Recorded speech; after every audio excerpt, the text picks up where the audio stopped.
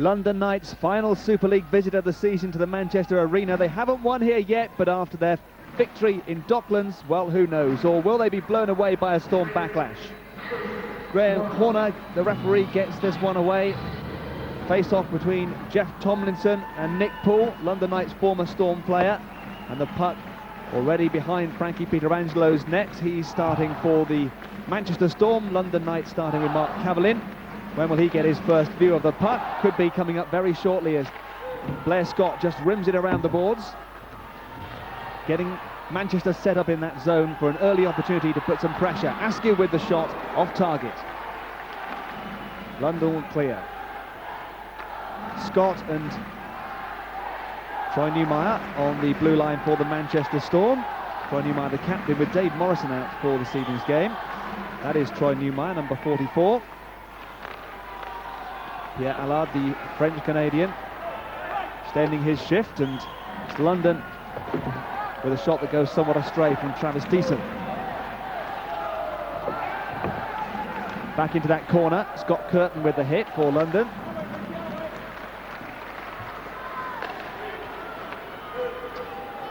Kreitz puts it in low again. Frankie Pietrangelo helping to keep the puck off the boards, but under a little bit of pressure here, Manchester at the moment.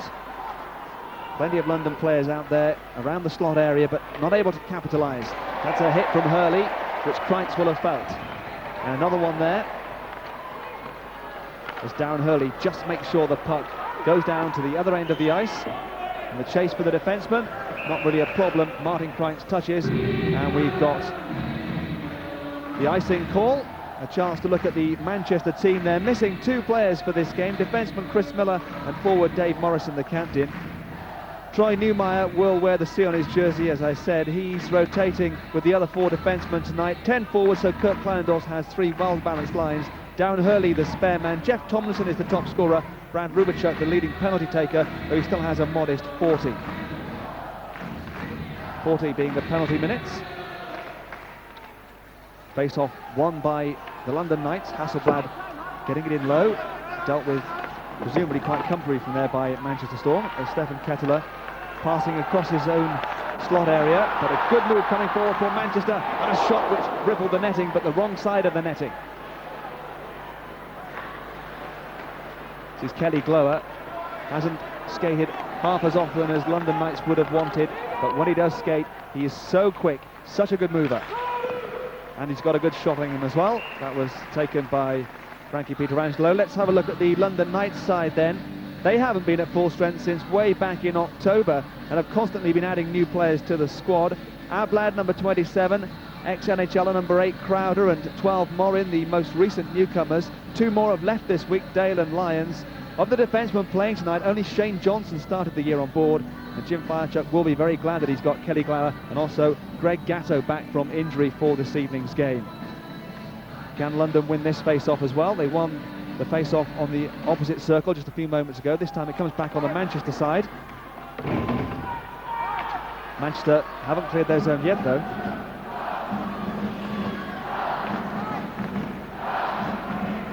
Now Manchester do get it forward, but there's nobody high to take advantage of that for the Manchester Storm. And a touching for the icing. Netminder this evening for the Manchester Storm, somebody that no doubt we'll see a lot of tonight, and he's such a great player. Frank Pietrangelo, no doubt the dominant netminder in the league this year. Top of the rankings, Frank Pietrangelo, 93% save percentage and 2 goals per game. That's pretty impressive, isn't it, Don McKee? It sure is, Steve. Definitely goaltending is a consistent factor for this hockey club, and he's going to have to be really tested heavily by the London Knights tonight in order to break down his home ice. Well, they've had a bit of time that they've spent already in the Manchester zone, London Knights, but Frank Pietrangelo hasn't had too much to do just of yet. At the other end, that's Mark Cavallin, hasn't had very much to do at all. A hit on Johnson there. This is Nick Poole, former Manchester player. Kelly Askew coming out with it from the corner, passing it out to the slot. Two London Knights defenseman there straight away though on Allard, but Cavallin almost let that one go. In fact, he did let it go, and in the end he is able to sit down on that puck and make sure nothing else untoward happens around his crease. But a first real moment there, we thought we might have something. we're looking at two of the most dangerous forwards in the league here with Thomas and Askew together, and they used the point really well, and they went to the net. You can see Tomlinson, he does not mind driving to the net. That's an example of a real complete hockey player. Well, Mark Cavallin, I suppose with the defence he's had in front of him, it hasn't always been easy this season. As we've mentioned already, over 4 goals per game he's let in, but he has a very impressive track record, and anybody that's seen him this season will know that he's a quite capable netminder. Johnson and Carpenter. They haven't cleared the zone just yet, the London Knights. This is Morin, Jesper Morin. There's 2 Morins on, one on either side for this evening's game. Jesper Morin, the newcomer from Sweden, in the London Knights side. But Manchester coming forward now. It's 2-on-2 here, and a shot taken by Cavallin. Well, that just proves the point. Very capable netminder, and Cavallin plucked that one out of the air without too much problem.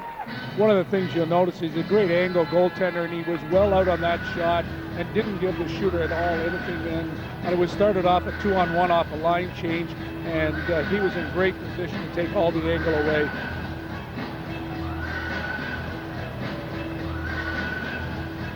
Rick Brabant with the shot, which just tested Mark Cavallin, and the face-off now will be to the right of the goal, defended by Mark Cavallin. Coming back on the Manchester side, taken into the corner. This is Rick Brabant again. Got a good shot, works hard, a very good all-round player, Rick Brabant. A very experienced player too. Another shot coming in, Cavallin using the stick this time, and it goes high into the crowd. It'll be interesting, Steve, to see the statistics at the end of the first period on face-offs. The last 2 offensive chances did come off a face-off, with Manchester winning it and getting it back for a shot from the point.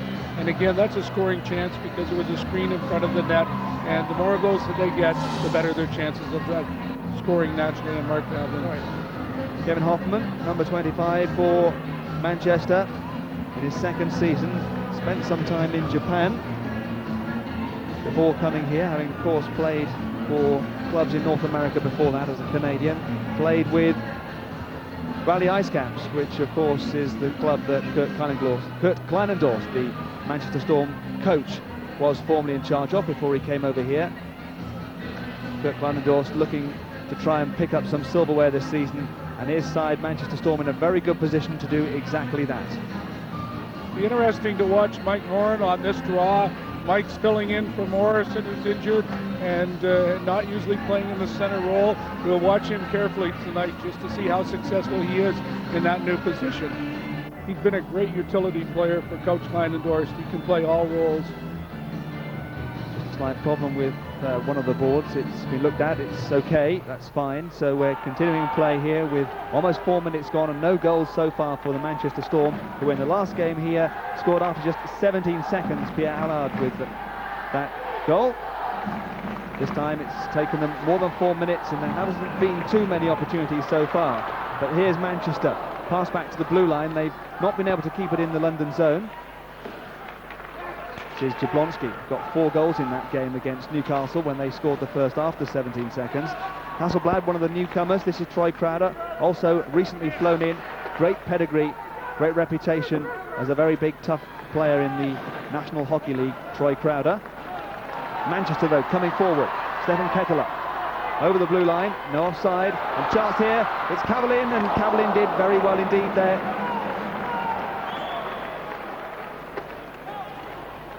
Splintered. It's around the boards from Sten. He's found one of his players, and that was a good pass through as well from Allard to Askew. Couldn't quite take it. You saw the pace there, though, of Kelly Askew. Jason Campu for the London Knights.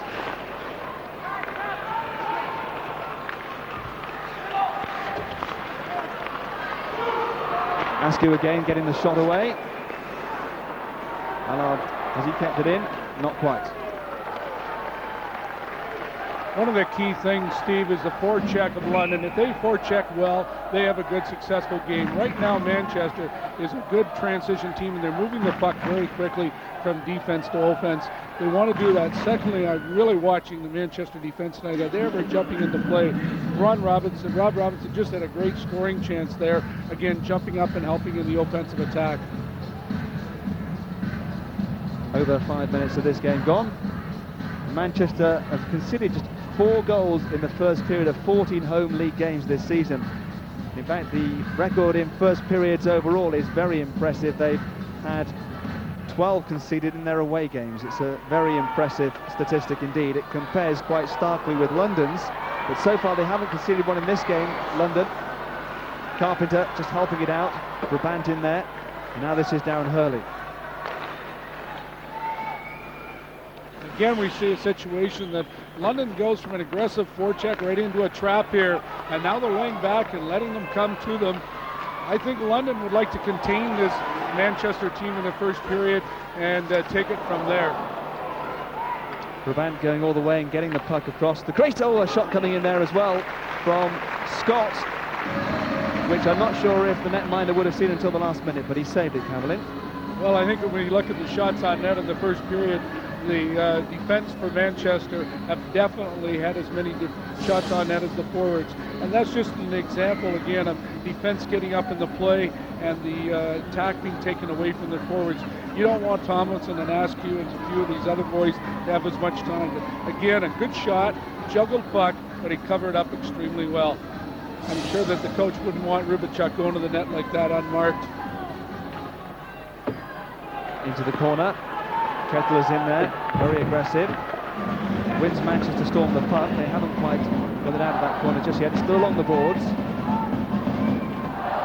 Shots on goal so far, as Dom was hinting, very much going the Storm's way. 6-1 at the moment, but no goals. The hit from Morin didn't quite make the full connection.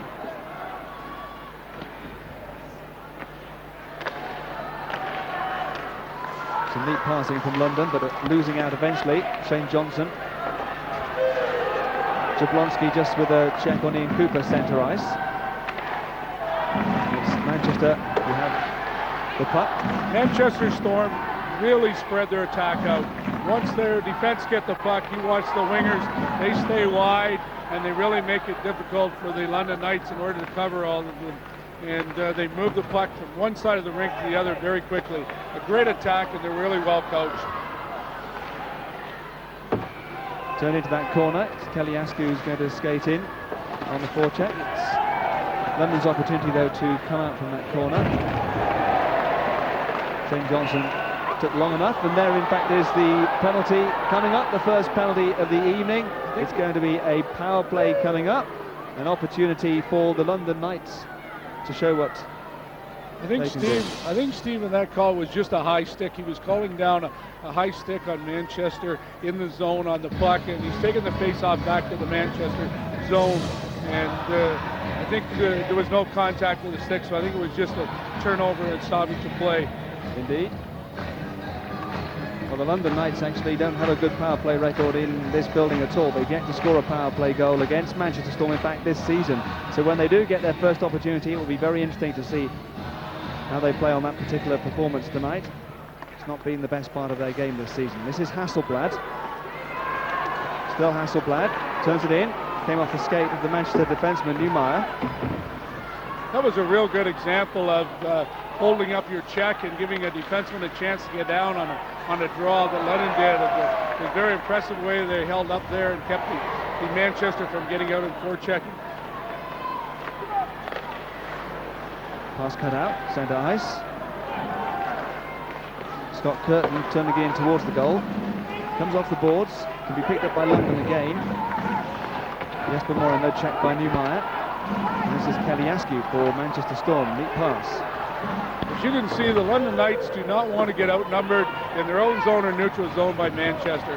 Manchester outnumbers you, they get a good offensive play on the net. And they've done a good job, London, early in the game in keeping 3 guys back high all the time. So, as you can see, they've only had 1 offensive chance off the rush. The rest have come off the forecheck.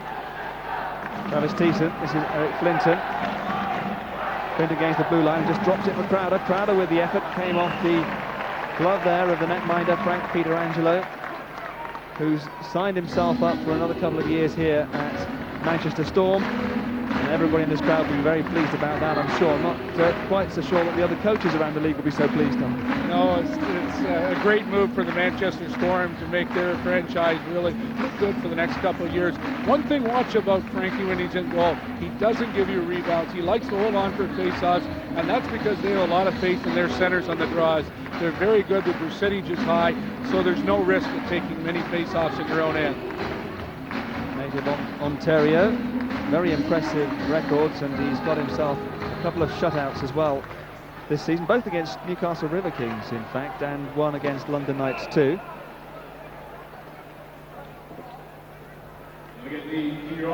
One of the things that the hockey fans can watch just on this lineup by London for the face-off, notice they moved Kelly Glowa back to the point and moved their defense up to play in the wing position. This is because Kelly has such a good shot, and it allows him to attack down the boards and take the puck down deep and make the play. It's a good offensive tactic by the London coaching staff in order to add another dimension to it. Needed Troy Crowther to get the puck back to him on the blue line. Didn't quite work, and here now is an opportunity for Manchester to break out. So a good little pass inside as well, as managed to get plenty of players up quickly. The pass though found no one. Over the plexiglass into the crowd, we'll have a face-off. We've had almost 9 minutes of this game, and it's still 0-0, and I suppose some people might have thought that Manchester would have scored by now. It's Jonathan Weaver in the picture. Well, Manchester's going to have difficulty unless they get an outnumbering situation. And that time they brought on the rush, the last one, Blair Scott up into the play in order to try to get an extra player involved. So they need to do that if they're going to get some offensive chances. 6-6, face-offs won. And before that you saw little lad who's got an extra souvenir, the puck that was used in this game at the start at any rate. He'll take that home quite happy tonight. Johnson, Shane Johnson, got 2 goals against Manchester in the 6-2 win. Shane Johnson, a good offensive defenseman for the London Knights. Shane Johnson's the one defenseman that's been consistently strong all year long for the London Knights. And with a change in personnel there, I think that Shane deserves a lot of credit for the work he's done. This is Flinton, had a second opportunity as Twice got the puck in, and Flinton wasn't marked quite tightly enough, and he got a couple of opportunities there to have a go at Peter Angelo. I think if this was the end of the season and they're having awards night in London, that Eric Flinton would get the MVP for the London Knights. He has definitely been a great hockey player for them this season, both defensively and offensively, and here he just missed a good scoring chance. Any other goaltender, that puck could have been in, but Peter Angelo is a great goaltender, down low, you just don't beat him. And Eric Flinton is another one of the London Knights who played originally with the Manchester Storm. Is Hasselblad, one of those recently signed defensemen for the London Knights. This is Mike Morin, as opposed to Jesper Morin on the London Knights side. Kettler. Oh, this is an opportunity because Cavallin just left a little gap there, but Morin wasn't quick enough to take advantage of it. The puck maybe gone too far wide before he was able to get hold of it. There was a gap there though. Jablonski. Hit from Morin on Jason Campu. This is Hasselblad now for the London Knights. Very noticeable too, the size of the London Knights defence these days. They've got some big men in there. Some big hits. Hasselblad, 6'6". Still Manchester though, moving the puck about in that zone. Shot coming away. It's blocked. Kelly Askew picks it up. Mike Morin's there in the corner as well. Morin, no penalty. Shot blocked by Cavallin, went to the 5-hole, the netminder made sure that was covered. That was most likely the most consistent pressure we've seen in the game tonight on the Manchester Storm. Jablonski and Morin are most likely the best cyclers in the league. When they get down low, they protect the puck, and they always are able to walk out of. And in that play down there, we saw Mike Morin walk twice to the net and only have Cavallin to beat. Here's an example right here, going to the net. Cavallin's good. He makes the test. Shoots with a 5-hole, and he just closes the 5-hole before the puck arrives. But good pressure by the Manchester Storm, and finally London iced it just to get rid of that pressure and get a line change. Had 1 or 2 problems with injury in the netminder department. Cavallin amongst them this season. Sonny Bignac has had quite a few problems with injuries. In fact, not in the lineup for tonight's game. Finn Waterspoon is the backup netminder to Cavill this evening. There's London come forward with Johnson. He's pinching up here, just losing out as he got to the real danger area. Allard putting the hitting on Paul. He's a strong, tough French-Canadian, Pierre Allard. It's not a good pass out there from Shane Johnson this time. But it does get back down to the other end. Pietrangelo leaving it for Scott. Scott off the balls to Allard. Playing Grenoble at the start of the year. This is Tomlinson. Jeff Tomlinson, 6th highest scorer in the Superleague, Jeff Tomlinson. Certainly knows where the net is. Johnson just clearing, happy to send the puck back down to the other end. Pace is very good tonight, Steve. Notice that we're getting a lot of line changes on the go, and that shows that the intensity is pretty good, the movement's pretty good. This is Brabant. Didn't quite get a hold of his pass there. And it's turned back in by Travis Thiessen. When London can forecheck, they're right down. They want to be low on and work over the defense on Manchester, and that's what they're trying to do here with Scott Curtin going to the net. Look out. Pass from Carpenter almost found Scott Curtin after Travis Thiessen has done some good work in there. Jesper Morin. This is Marco Sten.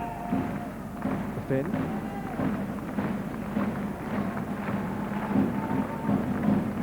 Well, it's interesting in the statistics this year in the Super League. The penalty minutes seem to be down in the style of play, especially in these two teams, Manchester and London. They don't take a lot of penalties. We played 7:53 left in the first period and still no penalties, and it sort of is the character of both teams. Or bottom of the penalty-taking list, or top, depending on how you look at it, but the side that's taken the least is still your team, Don, Sheffield Steelers. Well, we like to think we're disciplined, and it just depends on who we play against.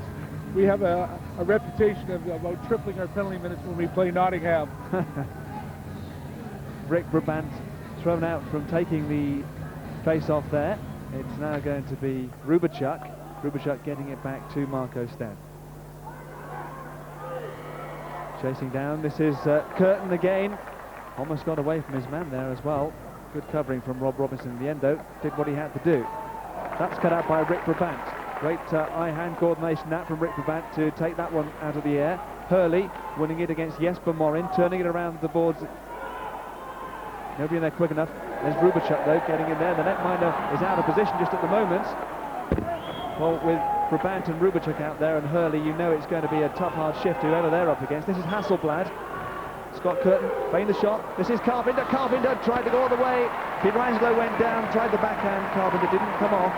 Another good transition there from the London Knights. London Knights are a good transition team, but that was a good rush, and where Hasselblad sent Carpenter through the middle. I think he sort of fanned on his shot, but again, Pietrangelo didn't give him much to shoot at, and made a very good save. But good offensive play by the London Knights.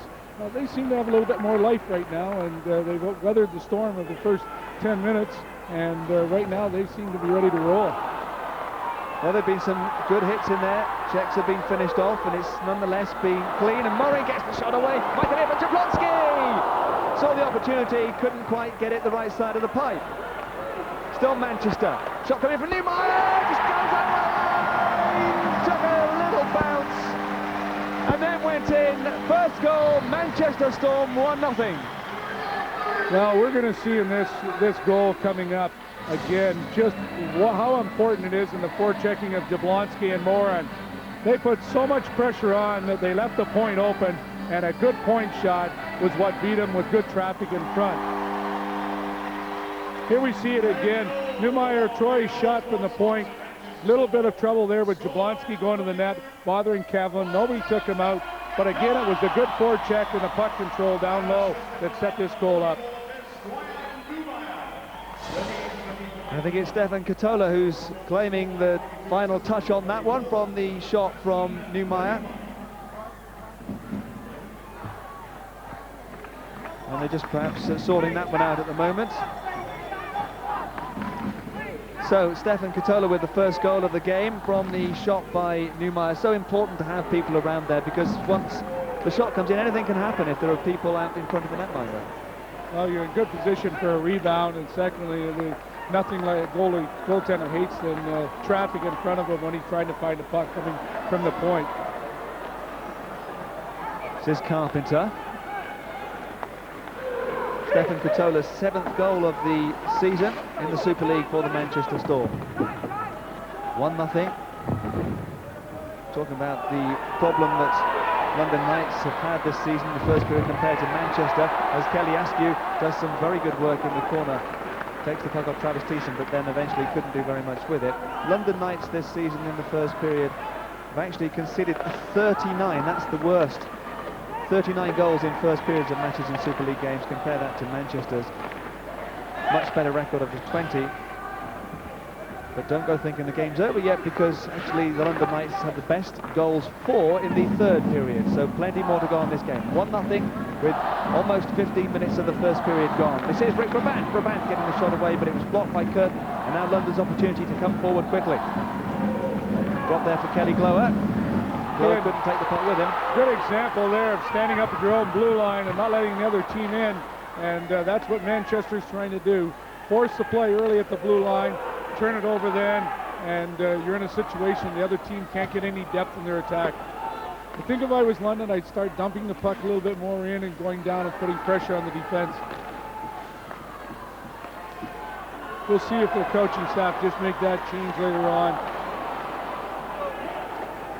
This is Tobias Ablad, and comes straight off the stick, high into the seating of this large Manchester arena.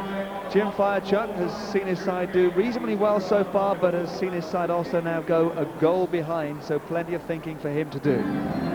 Jim has done a good job, but he's had an awful time introducing new players to his team. It seems every week for the last month he's brought in a new player. That definitely creates some situations of difficulty for a coach to build some cohesion around his team. 12 wins only in the Super League. That compares, say, with Manchester, top of the table, of course, Manchester Storm, who've won 21 games. That, of course, was an overall statistic for the season for the London Knights, the 42 games that they've played. They've actually only won 8 in Super League.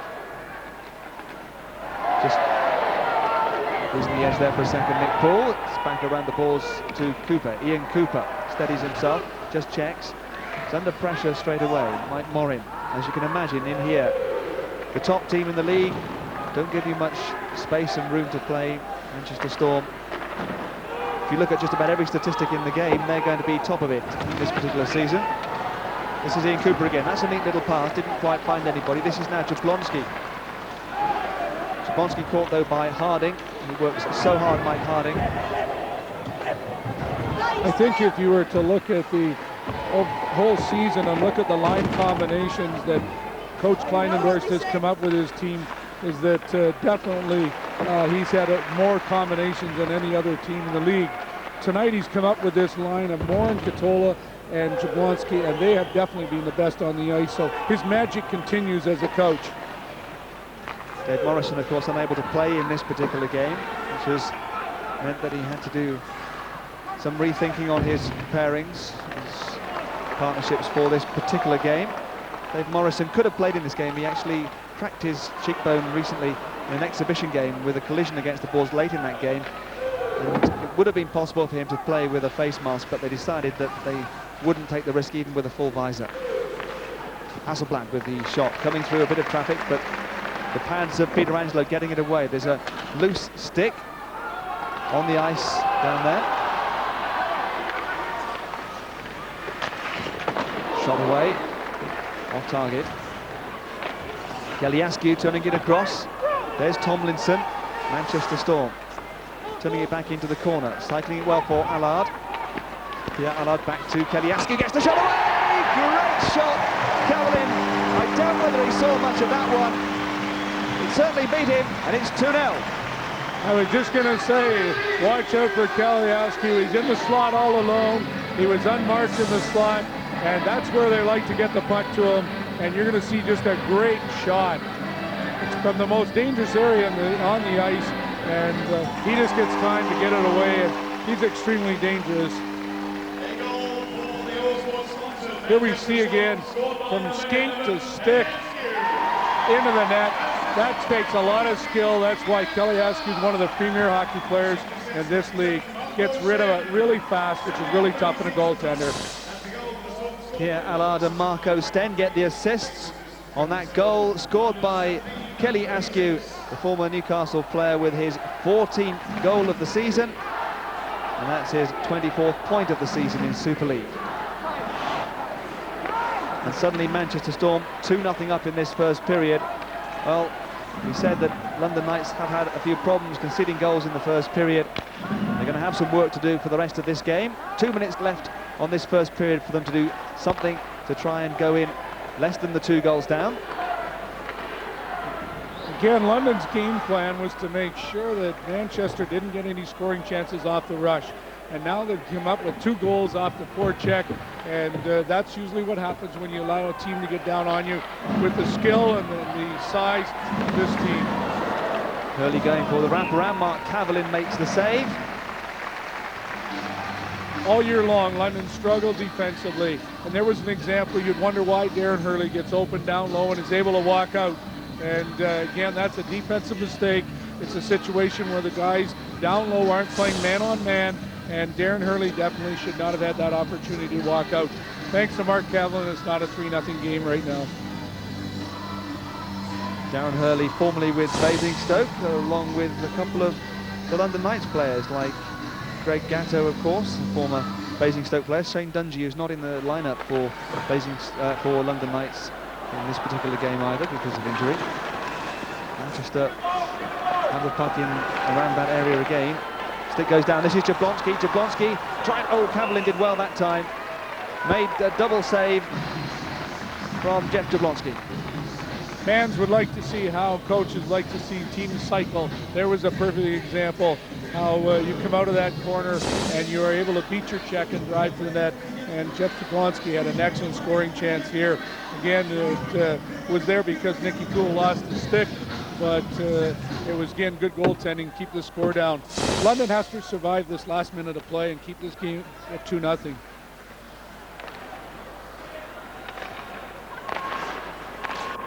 This is Ablad, Tobias Ablad, a Swedish player. He gets the shot in on Peter Angelo.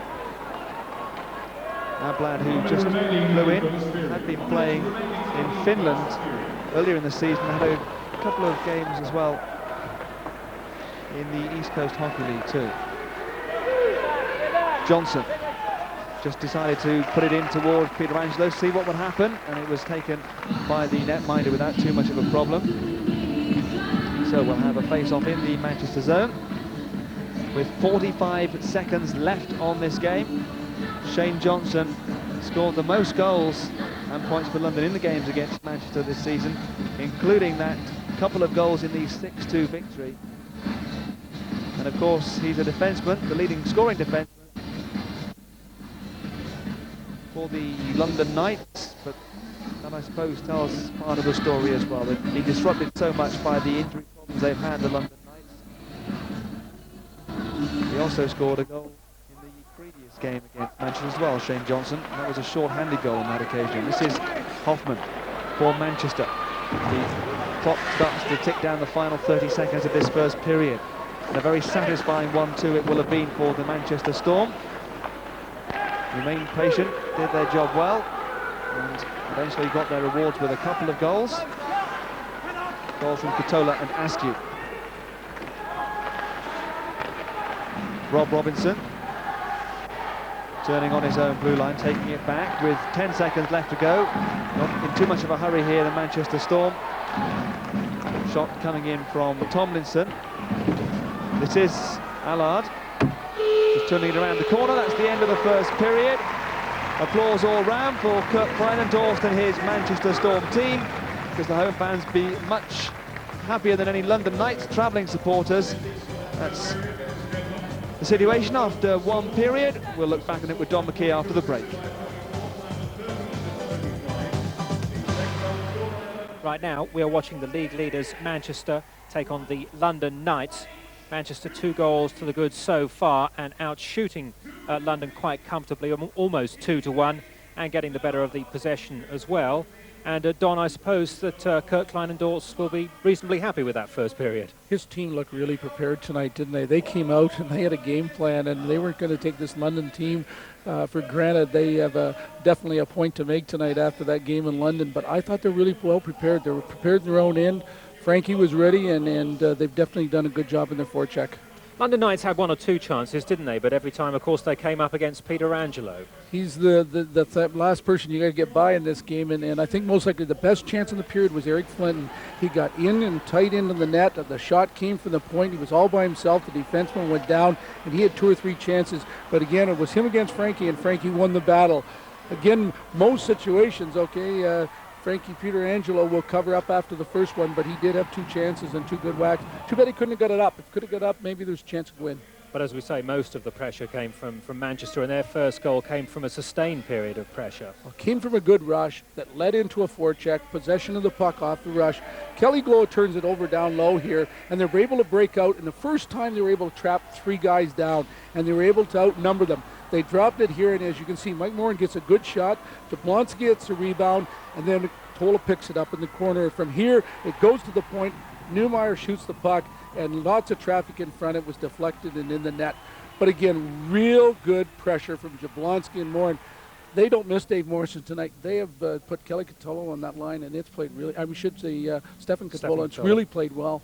Yeah. What about Kelly Askew's goal then, Don? Well, I hate to see Kelly Askew in the slot. When he's there, he most likely gets rid of the puck as well as any player in this league. And he's in the slot all alone, and just look at how quickly he gets rid of that shot. There's no wind-up. It's just a little snapshot. The big thing is, here's a skilled hockey player. He brings the puck from his foot to his stick in tenths of seconds and lets it go. Tough for a goaltender to stop that. Okay, second period to come, of course, but now let's take a look back at some of the action over the last week or so, including a thrilling overtime game between London and Ayr.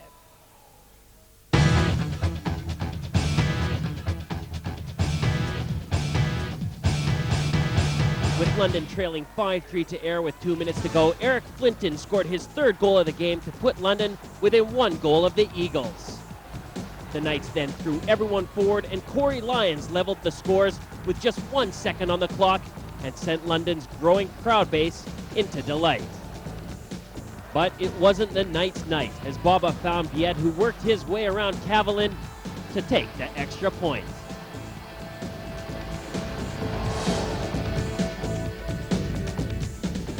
Ten goals in Nottingham, 7 of them to the Devils, who were 2 up before Kolsar let rip to pull a short-handed marker back for the Panthers. 2-1 just before the end of the first. Ekroth regained the 2-goal advantage, then sharp Cardiff passing was rounded off by Saccartini's power play goal. Saccartini then got his second, but it was Darcy Lowen who got the goal of the game, Herlovsky beaten on the short side. Roy Mitchell and Ivan Matulik exchanged goals, but it was Matulik who ended the scoring with his 3rd and Cardiff's 7th. Final score 7-3 to Cardiff. Sunday night and Cardiff were still in the mood for scoring. Nicky Chin, the eventual man of the match, went all the way down the left and fired past Cavalin, 1-0 to the Devils. The second goal didn't come until halfway through the 3rd frame. Derry Menard slotting home from the bad angle. 2-0 to Cardiff, and 3 minutes later, it was 3.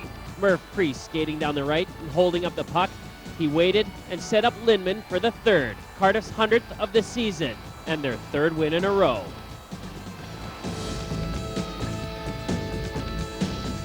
Manchester knocked 10 past Newcastle in November. On Sunday, it was just 6. Alliard with the 1st and the Storm's 99th of the season. The 100th soon followed, Jablonski just 5 minutes later. And Brad Rubichuk made it 3-0. Then Jablonski struck to make it 4-0, all inside 11 minutes. Jablonski then launched this thunderbolt for his hat trick. He got the man of the match, and the Storm got 2 more points.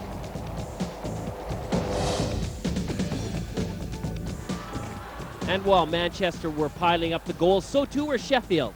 Peter Wynn added 1 to Priestley's opener, helped by Allison. Then straight from the restart, Wynn returned the compliment. Scott Allison bulging the twine, the goals a mere 6 seconds apart. Sheffield got a fourth without reply. Richard Uniacke from the slot to shoot the Steelers to the third win in 4 games. The Cardiff Devils made it 4 wins in a row with a 2-1 victory over Ayr at the Spectrum last night. Merv Priest with the game-winning goal there for Cardiff. Ayr started that game with Sean Basilio in goal for them. Big news there, Vincent Riendeau, their regular netminder, has walked out of the club. He announced that just an hour before that game faced off last night. So Riendeau is out of the club. Apparently he's going to the Russian side at Lada Togliatti or something like that. The other big news of the week, of course, concerned the Sheffield Steelers and the proposed takeover by WISL, which fell through this week. And the owner, George Dodds, made this statement. He said the Sheffield Steelers are moving forward with confidence despite the withdrawal of the World Indoor Soccer League. I'm still in charge of the club, he said, and continuing to look for investors to join our consortium. We are, of course, also relying on the continued support of the loyal Steelers fans. Don McKee, Sheffield's coach, our special guest tonight. Don, how difficult has it been for you this time as a coach? Well, definitely when there's some crisis situations off ice, and as there has been in Sheffield with the ownership, it definitely impacts on the players and it impacts on the coach and the management. We've had some difficult times, and I'm sure the dressing room joke is that other teams are changing players and we're changing owners in mid-season, and it wasn't something that was planned, but I'm very, very pleased for the players that George Dodds has returned and he's taken control of the situation. I believe the club can move forward off ice, and if they do move forward off ice, I think it will impact on our play on ice. Now, do you know if there's anyone else waiting in the wings to put some more money into Sheffield? We have been reassured by George Dodds that as of late of this morning, that the club is moving forward off ice, that he has other people that are interested in investing in the club with him. I think that was his position last September, that he was looking for other people to help him invest in the hockey club. Right now, he seems very confident that it's going to move in that direction. He's willing to stay on if he gets their support. We've got our fingers crossed that we can forget about listening to the off-ice problems, and we can start talking about what we have to do to be more successful on the ice. You've got a big Challenge Cup semi-final coming up against Manchester, of course, over the 2 legs. And presumably you'll need the fans to get behind you for that one. That could be a good payday at the House of Steel. It sure could, and we open in the House of Steel, I think, on something like 20th of February, and then back here in the Storm's home house on March the 7th. We've played the Storm in the Benson Hedges, and now we get a chance to play them in Challenge Cup. One of these times it's going to be our turn.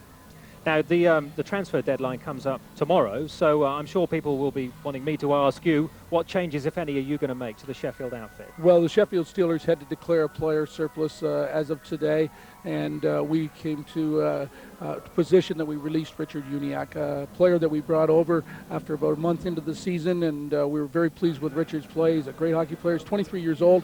He's an Irish passport player, and he's got a bright future. Tough decision then. It was, because we felt that Ron Shooter will be back on the 20th of February. Frank Kovacs will be back on the 13th of February. We have to wait 2-3 weeks, but those players are longtime Steelers. They have a reputation of knowing what winning is, and we think they can help us. And you feel your season can go on from here then? We hope so. Okay, Don, thanks very much for now. We look forward to following the progress of the Sheffield Steelers throughout the season, of course. But right here at the MEN Arena, we're watching the league leaders, Manchester Storm, take on the London Knights. It is going Manchester's way very much at the moment. They lead by 2-0. We're back with the second period after this.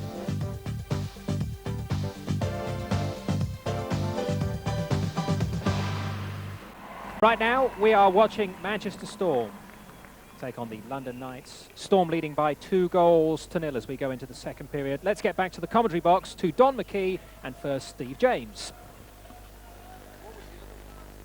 So 2-0 at the end of the first period, and the London Knights have some work to do. They don't have the most impressive of records this season, certainly not in the Manchester Arena, where they've yet to win. In fact, they've had 1 win over the Manchester Storm, but that was in the last game. And in that last game, when they won 6-2, that's the only game that the Manchester Storm have lost every single period. So they know they can do it, and I suppose that would be the kind of thing that Jim Fleischert would have been saying, wouldn't it, Don? You know you can beat them. Well, I think that he's going to tell his players that they did a good job of stopping the rush of Manchester and containing them on the rush. He's going to tell them they need to toughen up on their own end when their Manchester is possession down below their goal line. So if they can do that, get a couple of scoring chances, they know how to score on Frankie, so let's just see what happens this period. Manchester Storm with those 2 goals, which have been changed somewhat from the original calls that were made by the officials. Newmeyer with the first goal from Katola and Jablonski, Askew with the second from Allard and Tomlinson. And Kelly Askew, so quick, and he really is a very difficult player to contain, isn't he? Usually we say the referee has the best seat in the house in order to watch the play, but I was wondering how he could give that goal to Stefan Katola when he was in the corner. There was some magic there, but he's finally seen it the way it has been and changed it according to who actually did score. Well, it actually took a bounce before it went in. Perhaps Stefan Katola blew it in. Maybe that's what he thought it was all about. I think, if anything, we'll just say that Horner blew the call. That's most likely where the blowing was going on. Well, we got it right in the end. Newmeyer quite happy to have the goal awarded to him, I'm sure. Troy Newmeyer, captain for the evening as well, with the absence of Dave Morrison. That was his 5th goal, his 23rd point, the leading defensive scorer, Troy Newmeyer, for Manchester this season. In the best interest of referee Horner, he's not at all responsible. It's his linesmen that pick up who scores and who gets the assist, so we'll let him off the hook in that first goal. He's actually doing a pretty good job tonight. And, isn't it interesting? We're in the second period and still no penalties. These teams are not known for taking a lot of penalties, and when they play, usually you'll see 3 or 4 minors will be the most in the game. Sorting out a little problem with the ice there. The first period actually was quite continuous. There was a lot of changing on the fly, and that must be quite tiring, I suppose, for the players at the moment. There's not too many stoppages. Well, both teams tonight have 3 forward lines each, and I think they have a couple extra forwards, and they've each got 5 defensemen dressed, so they should be okay with the pace here tonight. I don't think there'll be any fatigue factor. Kelly Glower out there as well. He's such a fast player too. It'd be interesting to see him in a race against Kelly Askew.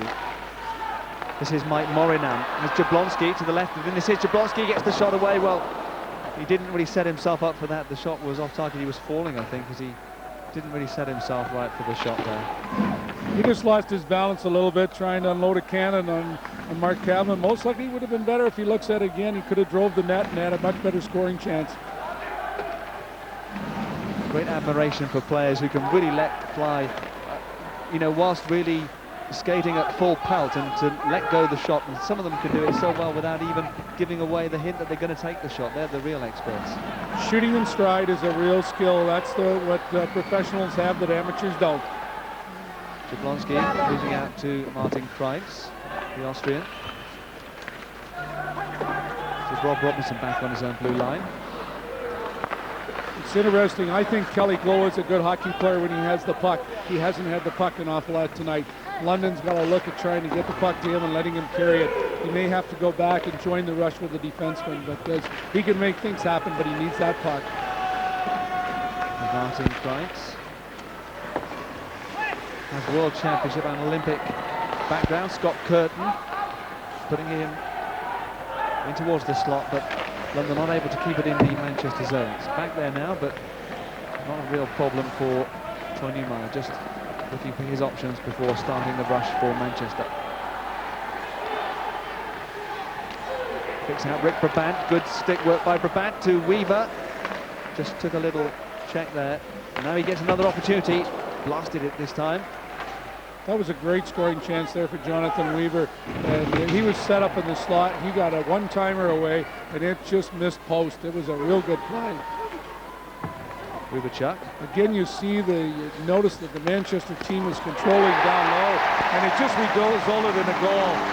Great goal too, and a goal of time for Brad Rubachuk. That line of Brabant and Weaver, and Rubachuk has come up with a goal, and it's 3-0. We watched the replay of this game. Look at the time that in the corner here that Weaver has with the puck, and he's able to throw it out in front to Rubachuk. Again, Rubachuk wins the one-on-one in front. This is a real complete hockey player, a player who can win the one-on-ones and get the shot away. And Kavanagh made the first save, but Rubachuk picked up the rebound and it was in. Brad Rubachuk now 54 goals, the assist from Jonathan Weaver, just one short of Craig Woodcroft's 55 for Manchester Storm, which is a record. And Manchester coming forward again. Allard with the shot this time.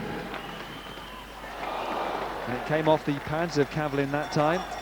Fortunately for the Knights, there was a London player there to pick up the loose puck. The London Knights are in a situation they're afraid to open up against this Manchester Storm team because they know what type of offensive power they have, but they've got to do something in a change of their game plan in order to get back in the game. They're finding that and here's maybe a first example of it is a little fight here between Ian Cooper and Rob Robinson. Ian Cooper doesn't get into as many fights as he did in his younger days. He can still throw a few punches, obviously. Giving Rob Robinson quite a little tussle there. Rob Robinson 6'2", and Ian Cooper just a couple of inches shorter. And the crowd absolutely loved that one. Well, when your team's on the road and you're getting badly outplayed and you're down 3-0, you look to your captain to see if he'll do something, and Ian Cooper's trying to lift this London Knight team and maybe showing that we're not out of the game yet. We're willing to fight the situation. Hopefully, Coach Voronchuk thinks he can get things going. Both players have got 2+2 for roughing and 2 minutes each for high sticks, which was the original penalty call, was what started it all off. So they've got 6 minutes each. So 2 and 2+2 for Ian Cooper of the London Knights, and also for Rob Robinson of the Manchester Storm. We talked about the situation that both teams don't take many penalties. If they keep getting them in at 6 at a time, we'll get up there very quickly in penalty minutes. But that was a good battle. 2 lightweights, as they most likely say in this league, and I think I'd give that a draw. I think Ian Cooper just maybe might have taken a little cut as well there. I think I saw a little bit of blood just on the left of his forehead there. Of course, he lost his helmet in that. And it's very important, isn't it, Don? If there is any blood, well, then that's something that you have to be very tight and strict with. Now, the rules of the league are very strict. They have to clean the ice if there's blood on the ice, and players have to be treated before they can return to the game if they do have an open cut. Here's Tomlinson. Still Tomlinson! Hit the post! That was a great one-on-one situation with him on Mark Cavlin. He was able to go to the net untouched, and thank heavens he hit the post, or it would have been a 4-0 hockey game. Still playing 5-on-5. The penalty is called as coincidental. Still 5-on-5 out there, despite the 2+2 and 2 for one player from each side. This is London Knights putting a bit of work together around that net. Defended by Frankie Pietrangelo. Blythe Ablaid got the shot in. There was traffic there in front of Pietrangelo. It went high in the air. London now have lost out. They've not been able to keep it in the Manchester zone. And it's Shane Johnson who'll go back to try and get them going forward again. This now is Kelly Glower. Dangerous with the puck, said Don McKee. What can he do? Well, if he has the puck, he usually makes good plays, and there he did. He was able to get it in the zone with a good pass and get the line change that they wanted. London had their first pressure of this period, and we're 5 minutes into the period, and it came when they got down and they forechecked. And if they don't get down and forecheck the Manchester defense, I don't think they're going to get much offense going. Well, Mike Morin in there and holding the puck up against the boards with Scott Curtin. It wasn't going to be coming out of there. Frozen against the boards. Jesper Morin it was, in fact. Jesper Morin, the Swede, who flew in and played his first game against Manchester. His debut was against Manchester in the 6-2 win. Looks like it might be a little bit different tonight, although who can tell just at the moment. He got an assist in that game as well against Manchester, Jesper Morin. I'm not sure that Coach Kleindorf, with a 3-0 win, wants to get into a real physical hockey game here. He's got a lot of games coming up in the immediate future, and he'd most likely like just to get out of this game without having to expend a lot of energy with regards to physical play, which can lead to injuries. 15-8 in the first period in favour of Manchester, 5-1 in this second period so far, so more than 2-1 the number of shots that Manchester are having in this game compared to the London Knights. and Manchester Storm need the fewest number of shots to score a goal. If you look at that particular statistic, they have the best record for number of goals compared to the number of shots. Not surprisingly, therefore, they are winning in this game, 3-0. I think that's about an 8.7 average that they have, that they score on, and that again shows the skill of their shooting and also the chances that they get off their offensive attack. Good work there. Good rush by Katola. Now London coming back quickly at the other end into Hasselblad. No one's quite picked up Curtin. This now is Jesper Morin, cycling around into that corner once again. It's still London, and there's the shot, and it's just off target from Shane Johnson, who'd stepped up from defensive duties. Shane Johnson really moves into the play extremely well for a defenseman. He reads the openings and gets down, and he's, I think, played a few games forward for this London team and produced a couple of goals tonight that he did move up. But a good play there, and another player to watch is Scott Curtin. He's very strong, and he's strong in the corner, strong in the puck, and has been a great addition to this London team.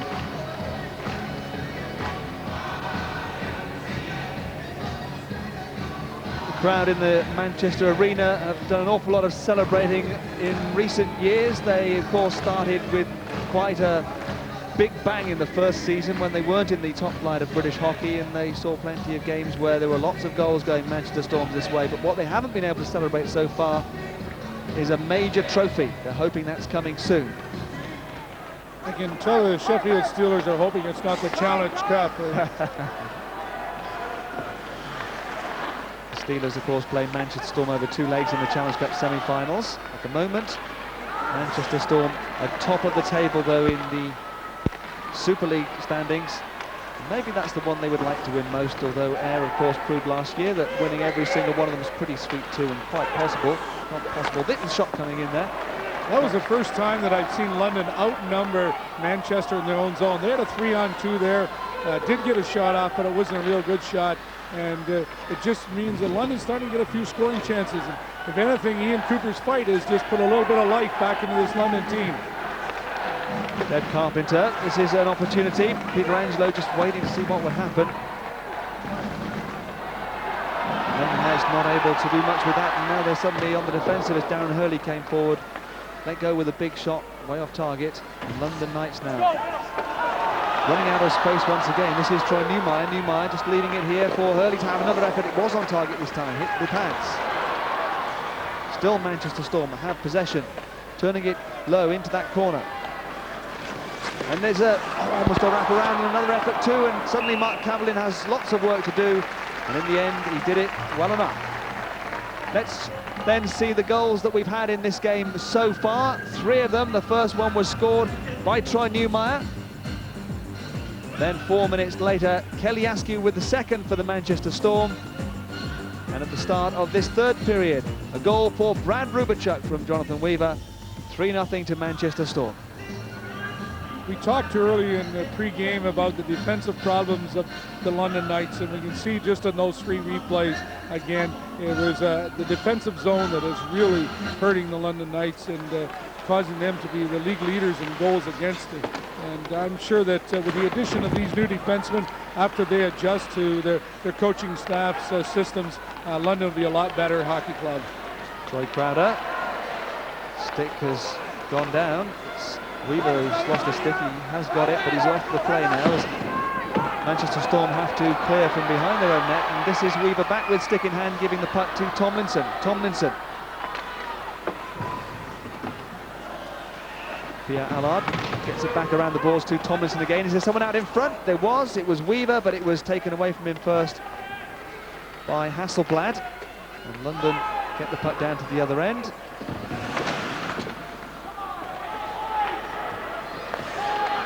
London trying to set something up here. Kreintz. That was Ablad. Got a situation here that the play is right now been contained to the neutral zone for about the last 2 to 3 minutes. Good transition, both teams causing the turnover, then moving the puck. But we see very little offensive attack here right now. 3-0 to the Manchester Storm. We're not too far from the midway point of the game as Stefan Katola with an assist and not the goal, the first goal for Manchester Storm. Mike Morin just turning it back inside. Katola will chase that one into the corner. This is what they do best, cycle and play off the cycle. Again, Jablonski just got a good chance there, and good goaltending again, refused him a goal, but again, excellent cycle. Ablad still moving the puck around those boards, Ablad, with Campu eventually getting the opportunity to get the shot away for London Knights. Up against the boards. It's not frozen, still moving at the moment, so Graham Horner allowing play to continue. In fact, it's out there from Johnson into the goalie's crease, and he managed to put it over to the boards. London Knights putting a bit of pressure on here, not though able to create a real opening chance. But now Morin coming forward, Mike Morin for Manchester Storm. Good work by Nick Paul to get back and cover. Manchester though, with Kettler getting it back to Hoffman, gets the shot in. It's taken by Kavlin. Let's go downstairs and have a word from Nick Rothwell. Guys, just to let you know, Jesper Morin, he's had to go off. He's in the London Knights changing room right now, so they're going to be short staffed for a little bit. He's actually got a cut just above his right eye. He's going to get 2 or 3 stitches. The doc is with him now. With 10 minutes left in the period, he'll probably be out here around 5 minutes to go. Nick Rothwell with the team news from down there on the bench, and the London Knights have still work to do in this particular game. Jim Firechuk thinks long and hard about what he wants his players to do, and has got some thinking to do with the side that he's got there. But well, I suppose Don McKee knows all about the problems of having lots of injuries this season. It can't be easy at all, Don, when things... No, definitely not for this London team. They've suffered a lot of injuries throughout the year, and a lot of short lineups, and that's really been difficulty to get something going. One of the things we really see about this Manchester Storm team is that they've had healthy bodies, and it really allows your lines to get to know each other and play really, really well together.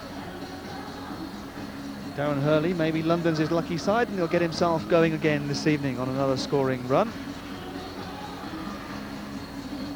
Brabant going in there against Nick Paul. Shot, and it's not held by Kavlin. London Knights, though, have the bodies there to get it away. Helped with the glove there, though, by Travis Thiessen. The pass straight to Carpenter with the glove, and that is not allowed. London did a good job there in their own end of that face-off. They controlled the guys off face-offs, and they were really good at that. And if they could just transfer that into their defensive zone, I think that they would get away from some of these goals coming off of the cycle down low. Travis Thiessen was drafted by Pittsburgh. Third draft for Pittsburgh, going back a few years, of course. He was in Germany most recently before coming to play for the London Knights. Less than 10 minutes left now on this second period. 1 goal in this third period so far. 3-0 Manchester lead. And the offside call there. Notice London starting to stretch things out a bit. They sent Deb Carpenter up ice there. They were looking for a long pass to get him in behind the defense.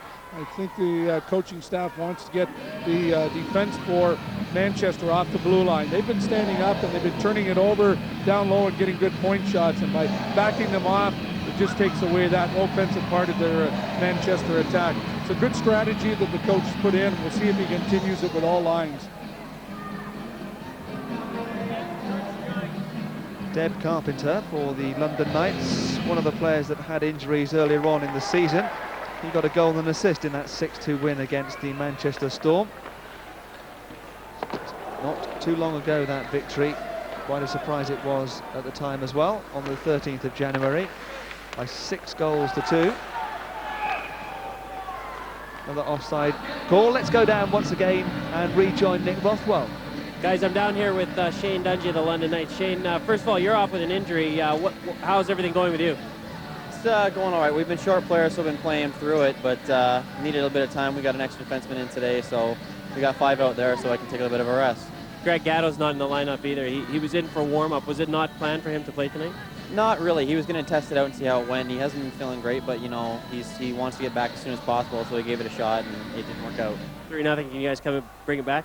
Yeah, I think we can. We've been showing some feistiness. I think it'll come for us. Thanks a lot, Shane. No problem. Manchester Storm.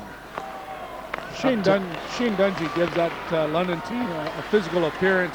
He's a big defenseman, and he gives them some toughness down low. I'm sure that they're missing him out there in their lineup tonight. Shane Dungy, 6'4". They've lost Darren Stolt through injury for much of the season. 6'5". He played very few games, Darren Stolt, for the club, but they've got Hasselblad at 6'6" and Travis Thiessen at 6'3". So they've still got plenty of big bodies on the blue line, London Knights. Hasselblad, there he is, the big 6'6" man, going forward as well. Another shot there, and Peter Angelo didn't hold on to it, uses the stick to make sure it goes safely into the corner. You notice who that shot came from, Kelly Gloa, and again, you give him the puck and he'll make things happen for you, and London needs to find a way to give that puck to Kelly Gloa more often. Puck high once again, falls though for Tomlinson. Tomlinson, shot against the pants. This is Scott this time. There's Manchester players in that zone, so they'll have to wait. So they decided in the end just to dump the puck in. They went for a line change, in fact.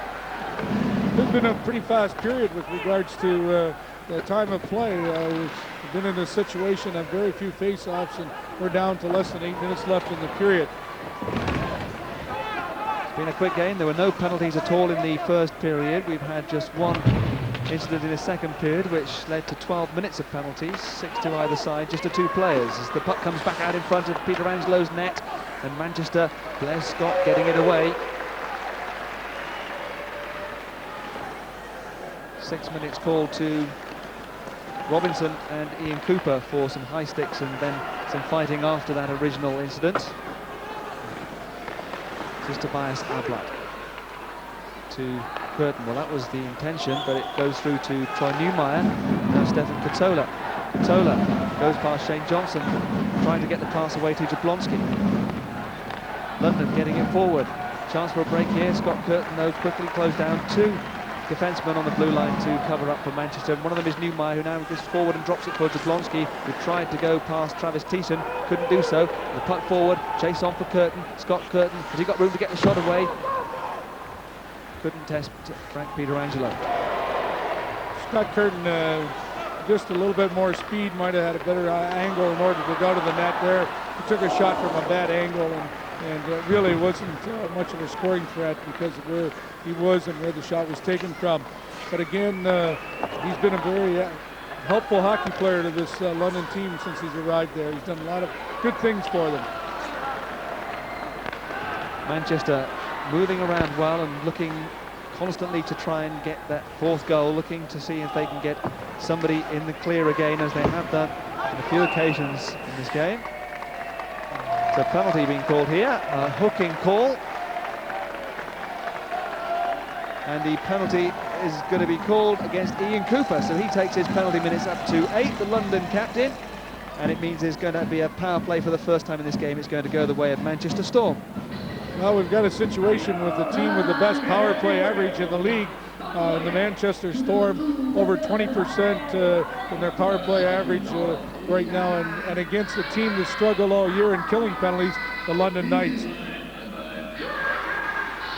Well, the London Knights have a particular problem away from home. Their penalty killing hasn't been so bad in the London arena, but away from home, 77%. Overall, it's 81.5%, whereas the Manchester Storm, as I said, which that's Ian Cooper, just confirmation there of his 2 minutes for hooking the London captain. The Manchester Storm, just about every statistic that you can apply to the league this season, they're number 1 in it, and they have the best power play performance overall this season, which is 22.2%. Not the best power play performance at home, they're second best to the Sheffield Steelers on home ice. As the shot comes in on the power play from Rick Brabant, it's saved. As the fans are watching this power play setup, they're either going to try to be a situation where they can get Grubachuk walking from the corner and with Hurley in front of the net, or they're going to have Rick Brabant come from the midboards. And the other thing they like to do is they like to get that shot from the middle of the blue line. So watch Troy Newmeyer move into the middle when they set up. There's 3 big things to a power play: breaking out of your own end, entering the opposition zone, and then the setup. And right now they're just starting to set up. There's the midboards. down low to Rubachuk, and as you see, he wants to attack with Hurley, creating the confusion and the trouble in front of the net. Rubachuk and Hurley still in there with Troy Crowder and Shane Johnson. Comes out back to the blue line. This is Newmeyer. Newmeyer putting it back to Rick Brabant on the edge of the circle. Newmeyer again. Brabant tries the shot, came off Shane Johnson's stick. Shane Johnson did a good job there of deflecting that puck up. Again, Brabant was in a mid-ice situation, and he just took a little too long to get rid of the shot. Johnson was able to lay his stick out there. But again, a very good setup, okay, off the face-off by the Manchester Storm. And that's why they got the best power play in the league. And they also have great finishers. You need people who can shoot the puck and finish on it. They're coming with another power play unit right now, and they've got Allard and Tomlinson and Askew, and they are as effective, and we'll watch how they set up also. Tomlinson in for the face-off, up against Jason Campos, out there with Nick Poole on the penalty killing. Also Hasselblad and Travis Thiessen. Puck and shot, and it's just about held in the end by Kavlin. Needed the help of Hasselblad to cover him, but at the second attempt made sure he got hold of it. And you can see what they did there differently. They put Allard out high in the slot. They didn't put anybody down in the face of the goaltender, and they were looking just for the quick shot slot from the pass down low. Both Tomlinson and Allard were available for the pass, and Weaver was sitting back in the point. But again, quick release and a good save by Mark Kavlin. Tomlinson up against Jason Campo once again. He's going to win the face-off this time. Comes back on the Manchester side to Blair Scott. Askew get it back to Scott again, and came off the netminder. Weaver trying to go in there, couldn't get the backhand shot away. This is Tomlinson, still on the power play. We've got just under a minute left to go on this power play. One of the things that will hurt your penalty killing is when you can't win face-offs, and we've just seen 3 face-offs in the offensive zone there, and Manchester won all of them. If you can win face-offs when you're penalty killing, you can definitely decrease your goals against, because the other team has to go back and come 185 feet down in order to make the attack again. Askew back to Scott. There's Tomlinson now on the boards on the right. Gets it back to Kelly Askew in the corner. And Tomlinson going in low. It's against those boards. Tomlinson looking to try and get it out. Eventually it falls for Travis Thiessen to bring London forward. Here's a rush. Short-handed goal now would do just fine, wouldn't it? Nick Poole turning it in. But London have the opportunity going away from them. And suddenly it's Manchester coming back with the power play almost up. Tomlinson. Jablonski's out there. Jablonski gets the shot away. This might be an opportunity for Pierre Allard. Not quite so. And Cooper straight out of the penalty box, setting up for Poole. And Cooper's in there too. Poole, but getting in there too quickly. It's offside. We'll go back down and rejoin Nick Rothwell.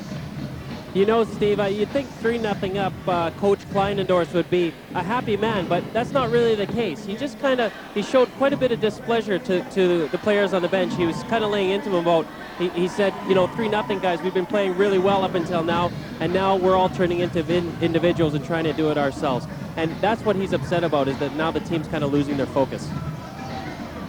Just over 4 minutes left to go in this second period. 2 goals in the first period for Manchester, 1 in the second period so far. Remember, London have the best record in terms of goals scored in the third period of any of the sides in Super League. They often come well and strong late in the game. So this is Jablonski. Jablonski getting the shot away. It's saved by Kavlin. Mike Morin, he goes down under the challenge from Shane Johnson. We've got a situation that the shots on net are very low for the London team. And I can tell you, anytime you can keep a team to under 20 shots in the Super League in a game, your team is really playing good defensively. And the Manchester Storm have an opportunity to do that here tonight. They're creating good turnovers in their own end and good transition and not giving any second shots at all. There's a good pin on the board, the way you're supposed to do it, by Rob Robinson. And they come up with the puck and bang shortly to be out of their own end. Flinton turning it back towards Ablad. This is Kelly Glauer. Good turn, got the puck out in front, but it's set up Manchester to come forward 2-on-1. This is Jablonski. Jablonski getting it back across to Katola. Good save by Mark Kavlin. Great save by the netminder. I was going to say that save definitely fell into the great category. 2-on-1 situation, but was it well played by Jablonski to get that puck through the defenseman and make the pass over to Tola. It was a great pass. Mark Kavlin beaten on 3 occasions in this game so far, but he has made some very good saves. I'm sure the London camp very grateful for that indeed, despite being 3-0 down. Here's the 2-on-1 situation we're just talking about. Tola gives it to Jablonski, forces the defenseman to readjust, and just a great pass across. That defenseman's trying to make sure that that pass doesn't go through. He makes the mistake because it was a perfect pass by Jablonski. A little bit higher, Tola would have had time to deke him. Shots on target for the game so far, 34-11. Very much going in Manchester's favour, the shots on goal. In fact, the shots on goal for Manchester been pretty impressive against London during the course of this season. The Manchester bench will be, well, difficult to say, isn't it, really? Kirk Kleinendorf, we heard, was giving his players a hard time. Would you give your players a hard time when they're 3-0 up? Well, I thought their power play was good. I thought he most likely wanted a goal off it, but they did have good chances. They set up well, and really it was goaltending that kept them from getting a goal off the power play. But I think he's going to be pleased at the end of this period when he looks at the statistics. Sometimes as coaches, you have to see what the period statistics are, and 11 shots against in 2 periods. I think I'd commend my team for their defensive play. In the shots on goal category, in the first 3 home victories that Manchester have had against London Knights this season, London have only had 48 shots on goal. Manchester had 48 in the first game as the save was taken by Peter Angelo. They had 137 in the 3 games against London, and they're keeping up a similar average tonight as well. You see Peter Hasselblad had a shot from the point there. Frankie Pietrangelo didn't mind it. There was no traffic in front. He had all sorts of time in order to see the puck. And again, he doesn't like to play the puck quickly to his defenseman. He'd rather take the face off, where a lot of other goalies would have tried to move that puck. Well, they know about Peter Hasselblad, Manchester. It's not the first time they've faced him. And coming into this league from Bolzano in Italy, Peter Hasselblad, who also played in Germany. He's a Swede. This is Kelly Askew using his pace and his skating ability to get quickly into the Manchester zone. Gets it to Tomlinson. Tomlinson just held back. That's got to be a hooking penalty. And there is going to be another power play, the second of the evening for the Manchester Storm. We've got 1 or 2 things just to sort out. First, maybe here, everybody just being calmed down, but we're going to have a power play.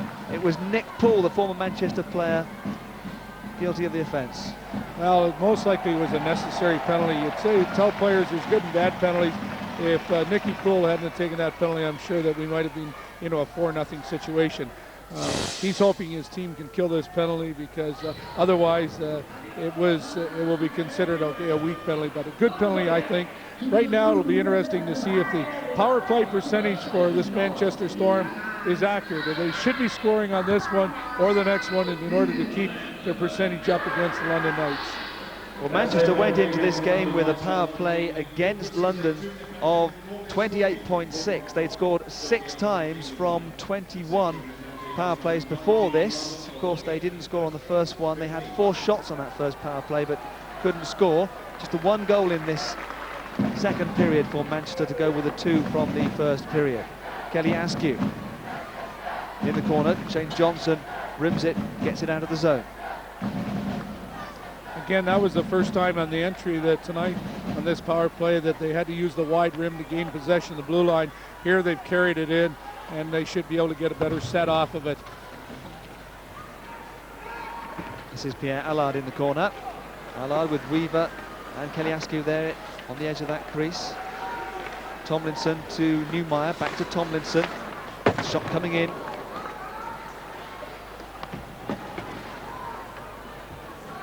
Troy Newmeyer. Manchester have to clear the zone. They'll come back in again with Tomlinson. Allard is there, Weaver out there on this power play. Jonathan Weaver has been a real good utility hockey player for this Manchester team. The coach has used him in quite a variety of roles. He's been on every line, I think, throughout the season. He fills in for injured players. Here he's playing on the point in the power play. Very intelligent hockey player, and I think he's going to contribute more and more as he continues to play for this Manchester team. Again, Manchester, if they can't attack you down low, they'll go to the point, they'll take the point shot, and we just see this here. How the first goal came was off a shot by Troy Neumeyer, and he's again testing Mark Kavlin there. Just not enough traffic in front in order to make it difficult for Kavlin to make the save. Mark Kavlin getting right into his net before the face-off, as he often does, and then coming out ready to face it at the edge of his crease.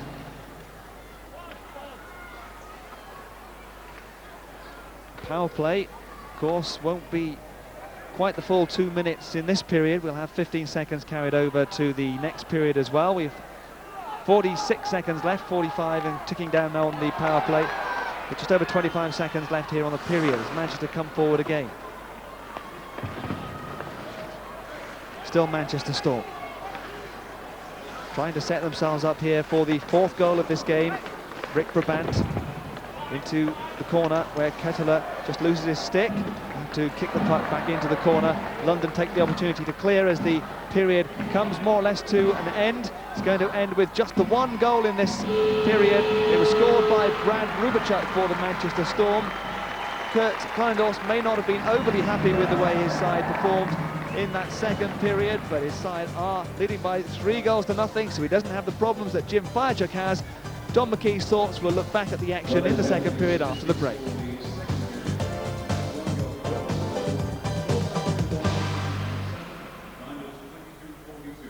Right now we're watching Manchester Storm take on the London Knights here at the MEN Arena. Storm leading by 3 goals to 0 after the second period. They outshot London 22-4 in that second period and comfortably ahead over the 2, and are also shading it on possession. Don McKee, I suppose at least Jimmy Firechuck and London can say to themselves, well, we only conceded 1 goal in that period. Well, definitely, but that was because of Mark Kavlin. He was outstanding in that period. I thought they really collapsed that period, and we had a power play situation, and they still have a power play situation, and Manchester created a lot of chances off of that. But I just thought that after the first period that maybe the London Knights would come out with some spark, but the only spark they had was Ian Cooper's fight, and after that they seemed to settle into a situation of that Manchester coming right at them. Let's take a look at the goal. Jonathan Weaver involved in it, and it was a good finish, wasn't it, from Rubachuk? Well, it was, and it was a situation of Rubachuk winning a one-on-one situation in front of the net. He beats his man coming out of the corner. He gets a great pass from Jonathan Weaver and just fights off the check and is able to beat Mark Kavlin with it.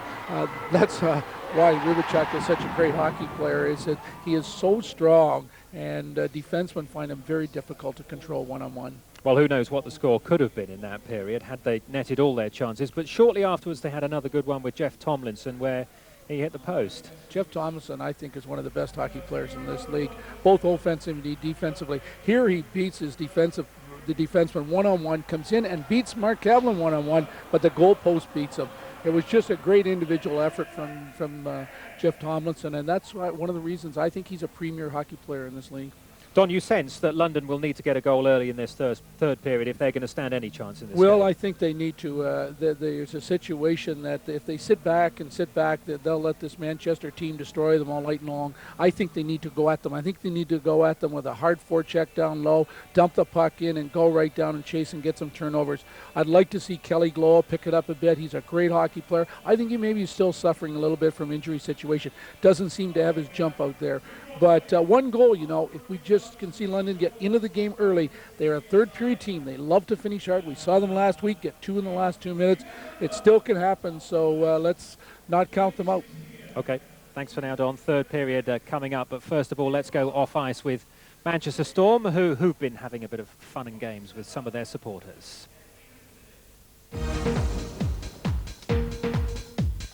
It's Friday night here up in Manchester, and it's not a typical Friday night for some of the players. We're at It's a Knockout activity evening planned by the Storm Force Supporters Club. There's 8 teams, 8 activities, and a heck of a lot of fun.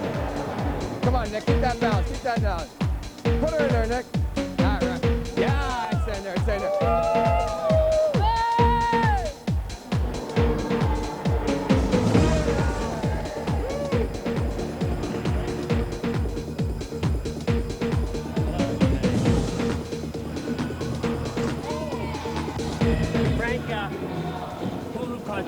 haven't done this for years, Nick. I haven't done this for years, but here we go. All right, let's go. Nick, you got me. You got me. Look at it. Who's the key, baby? I took a wrong turn. Come on, we're running out of time here, guys. We need a few more. We need a few more baskets here. Frank, you having a good time? Having a great time. A great cause, you know. It's nice seeing all the kids having a good time. So, and we're competitive. We got to win, Nick. This must be the toughest competition of the year. This is tough, really tough.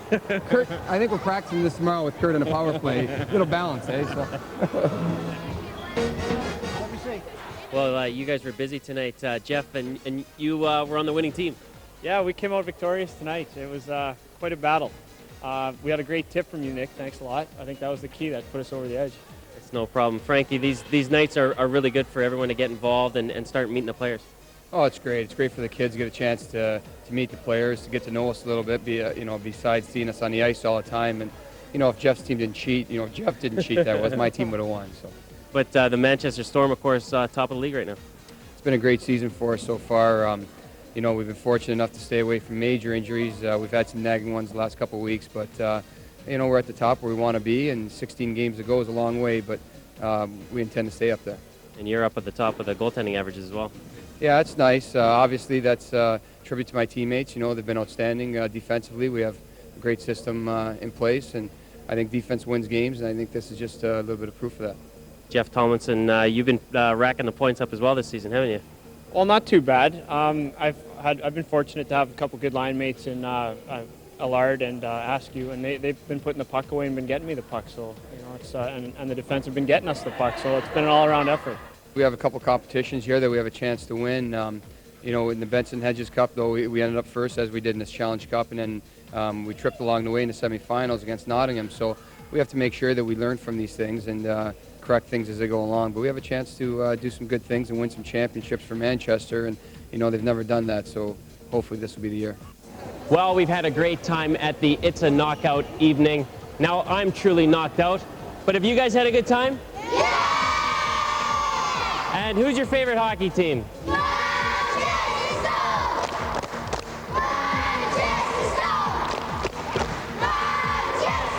Manchester Storm keeping their fans happy. Don McKee, how impressed are you by the sort of things that they do here to try and get younger people involved and excited about this outfit?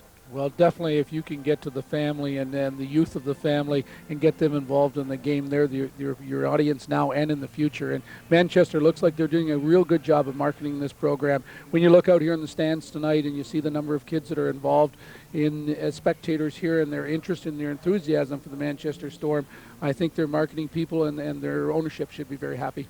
Well, Manchester's immediate future sees them travelling to Nottingham this weekend. If you fancy going to see a game, take a look at this.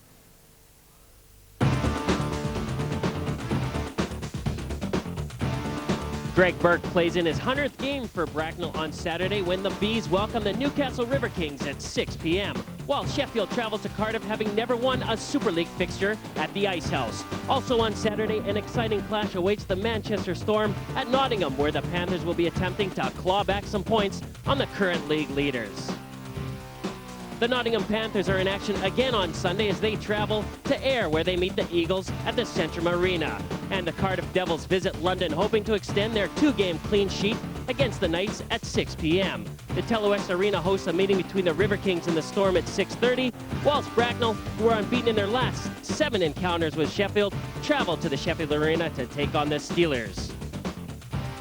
Then we come to you exclusively live from Scotland, where the Grand Slam champions, the Ayr Scottish Eagles, take on the Bracknell Bees. There's confirmation, the Ayr Scottish Eagles against the Bracknell Bees next Thursday at 7:30 p.m. on Sky Sports 2. And live ice hockey, just part of the range of sports we're proud to bring you here on Sky Sports. In fact, would you believe it, we've been going for nearly 10 years, bringing you the best in sports coverage, and we're coming up to a very special anniversary. 3, 2, 1, feu.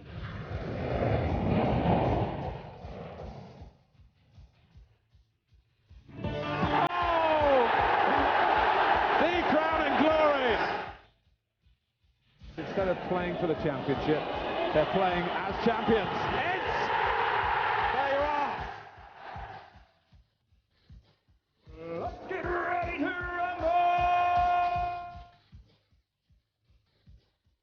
will love it if we beat them. Love it. Watch out, just watch out.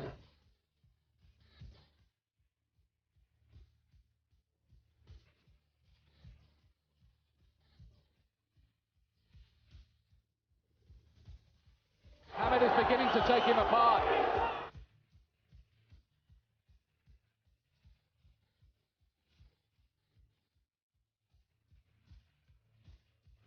Lennox Lewis will fight for the heavyweight championship of the world.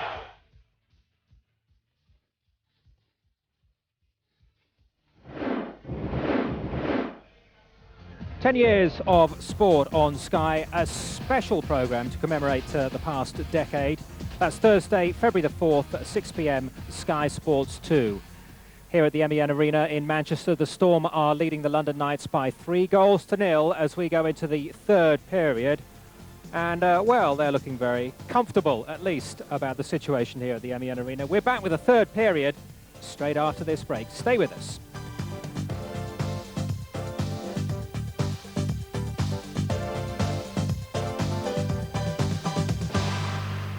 Next week, Ice Hockey Live comes to you from the Spectrum Centre as the Scottish Eagles take on Bracknell. That's Sky Sports 2, 7:30 next Thursday. Right now, we're at the MEN Arena. Manchester Storm against the London Knights. And the Knights with it all to do. They trail Manchester by 3-0 as we head into the third and final period. Let's get back to Don McKee and Steve James. The London Knights may be 7th in the table in Super League, but of all the teams, they have the best record for scoring goals in the third period, 38 in the final period of games in Super League this season. They're going to need to do that in this match if they're not to go down to their 6th defeat in 7 games against the Manchester Storm, top of the table and looking to expand the lead over the Cardiff Devils by another couple of points. At the moment it's down to 2. Although they do have games in hand, the Manchester Storm, but they have crucial games coming up against the likes of Cardiff and Sheffield Steelers, who are coming into form, and I'm not just saying that because Don McKee is beside me. Stephen, interesting statistic to know would be whether the Manchester Storm have ever lost a game in the third period that they're ahead, either at home or on the road. The only game that I'm aware of that they've lost is the game in Nottingham in the Benson and Hedges. They were ahead in that game and they lost it in the third period, but statistically maybe we can come up with that before the end of the game. Whole army of statisticians working on that one as we speak. I do know that they've only ever lost in all 3 periods of a game to one team, and that was the London Knights last time out when London won by 6-2. And we've just got a slight delay here before the game can be started.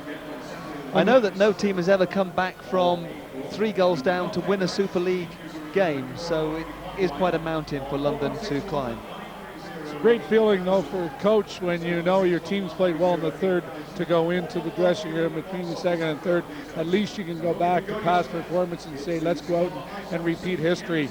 And that's what they're going to have to do here tonight.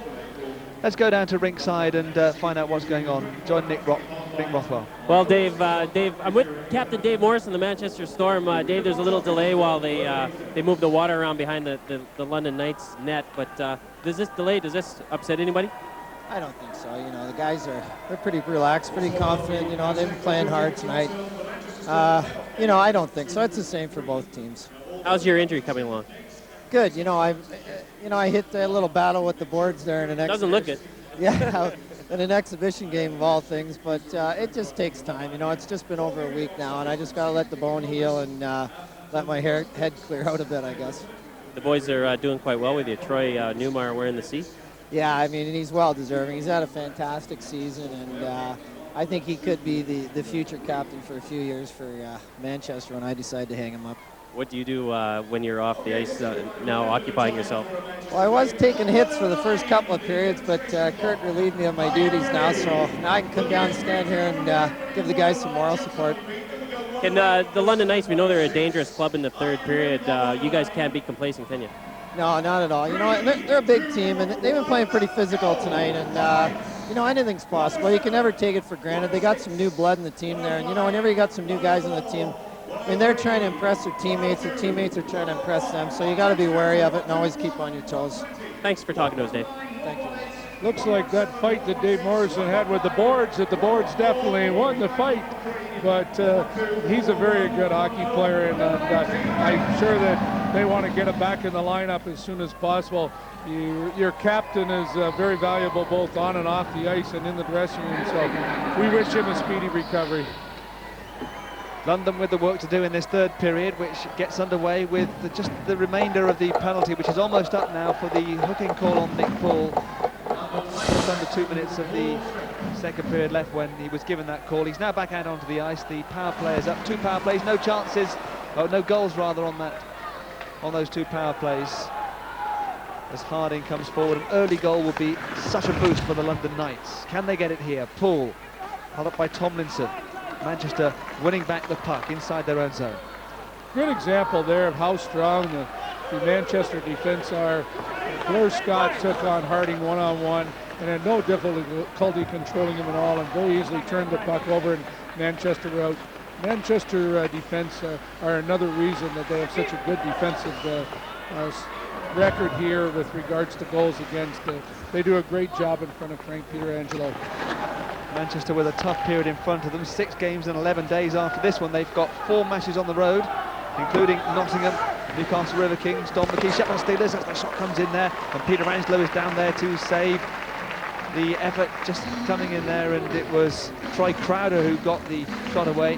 Troy Crowder, new into the country, of course, and a man with a great reputation in the NHL. Quite a tough man in the NHL too, Don. That's true, and it's interesting if you notice that play, is they dumped the puck into the zone, and Kelly Glow was able to beat the defense and the back checker to the puck, threw it out in front, and that's one times when you can confuse the Manchester defense. Turn them around a few times, don't keep the puck in front of them, and that was a good offensive play, and Crowder a little bit more jump, he might have beaten Frankie there on that shot in front.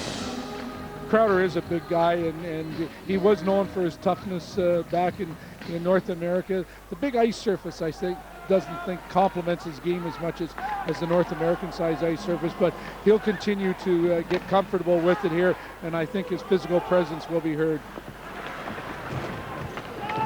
Manchester under a bit more pressure here. Broder's still in there as well. Comes back out to Martin Kreitz. Kreitz with the effort, saved by Pietrangelo, came out loose.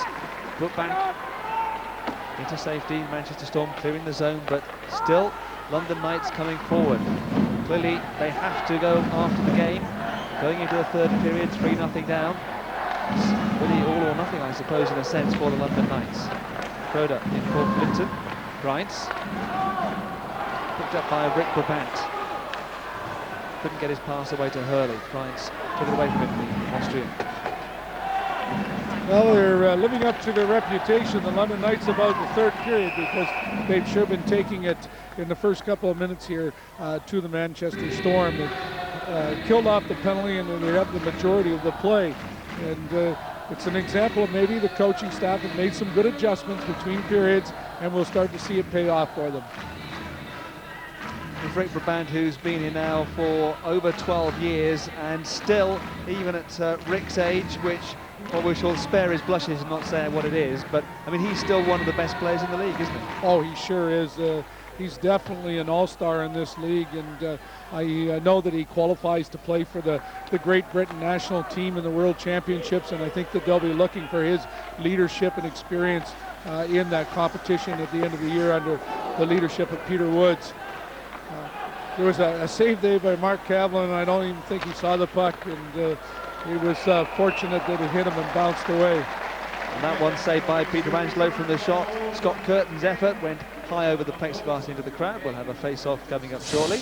We keep talking about the situation with regards to pushing the puck in, and I think that's what we intended here. But a good goaltender is a goaltender who knows where the rebounds are going, and Frank Pietrangelo wanted that puck over the glass, and he played it for there. So a goaltender that struggles with rebounds will definitely create an awful lot of difficulty for his team, because they'll be playing a situation where they have to clear the puck for him. Frankie does the clearing for his own defense. London Knights have had 4 shots so far in this third period. They had 4 in total in the first 2 periods. It's Manchester coming forward here, being held up there, and good defensive work by Travis Thiessen. So this is a real opportunity for the Manchester Storm. There's a broken stick out there as well, and in the end, Cavlin got back to cover before Katola could get the shot away. I'll tell you, the London Knights were very fortunate there. They got very confused on that play with regards to their down low assignments. And what we'll see here is that the defenseman in front of the net, who should have covered in front in the back door, went to the corner and released to pick up the puck, and it left the Manchester Storm, Jeff Jablonski, wide open to walk out. And again, Kavlin was very fortunate. He let his stick go here. And I think that they're trying to complain, and Tomlinson saying it should have been a penalty shot because he threw his stick in order to try to block the pass. But either Horner missed it, or it was a situation he thought it wasn't purposely thrown. That would be the interesting thing. The stick was broken. It seemed to me that he just threw it because it was broken rather than deliberately threw it at Jablonski there. But London Knights coming forward now. Maybe that's something we can have another look at in a moment, see if we can work that one out. Certainly no penalty given. No power play so far in this game for the London Knights, just 2 for Manchester Storm. Neither produced a goal, but they do have 3 of them. Just over 3 minutes gone in this third period. London Knights have started it reasonably well with those 4 shots on goal. Bit of defensive duties for the last minute or so, but now they've got a chance to come forward again and chase their first goal of the game with Johnson. Back to Mike Harding. Harding, Johnson had gone for the net. Poole in the corner. Hoffman holding him up there on the boards. And so the puck is frozen. The action areas in this game so far, in fact, just in this period, 54% in the London zone, 29% in the Manchester zone. So although they haven't had quite as much possession in the Manchester zone as they would still like, at least they've been getting the shots away, London. You were making an interesting comment that so far the Manchester Storm haven't created a power play situation for London. It's really difficult when you have the puck most of the night, and as disciplined as the Manchester team are, they're not going to take any bad penalties in this game. They're playing a puck control game, and when you can do that, you're not going to get in trouble. Thiessen just kept that in, got the shot in towards Peter Angelo. Manchester, though, tidying up around the net. Marco Sten has possession of the puck, the Finn from Pori. The previous experience all in Germany, apart from in his very young days. Weaver and Hasselblad having a tussle there. It's picked up by Brabant. It's outside of the zone there. They'll have to clear that zone. Brabant having a few little tugs from the stick of Eric Flinton. One thing a coach wants when his team's down 3-0 in the third period, he wants to see some character. He wants them to come out and win a period and hopefully get something going. Maybe they can pull out a draw. And right now, that's what the London team's trying to do, is win this period, get 1 goal, and maybe a second one will come. They're playing a little bit better defensively, and I think they have a little bit more offensive fire. Rubachuk was almost away and scoring on that last play for Manchester Storm. Kelly Glower this time. Kelly Glower turning it into Flinton. He got himself right in front of Peter Angelo, then he got the puck back out in front. That was a good play by Kelly Glow. Again, he was able to take the zone, and when he takes the zone, he turns back and he reads all his options. And he found Eric Flinton in front of the net. A good play by a very talented hockey player. Curtin chasing the puck into the net. The goals we've had in the game so far, 3 of them, 2 of them in the first period. The first scored by Troy Newmeyer with a deflection along the way. The second coming 4 minutes later. Kelly Askew the scorer this time. Then 1 goal in the second period. Jonathan Weaver for Brad Rubachuk. 3-0, that's how it stands, with just under 15 minutes left on this hockey game.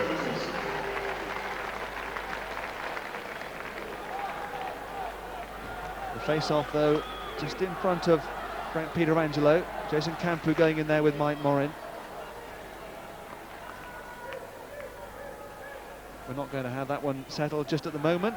Campu didn't settle to the satisfaction there of the linesman, obviously. I'm not sure that Carpenter didn't want to take it, and Campo was in there just to see if he could get it thrown, get both of them thrown out of the face-off, but it didn't work to their advantage, and again, Manchester was able to break out off the face-off. Just watch, London has changed their game plan. They're starting to dump the puck in and go down and try to turn it over down low. And it seems to have given them few more offensive chances. Manchester Storm.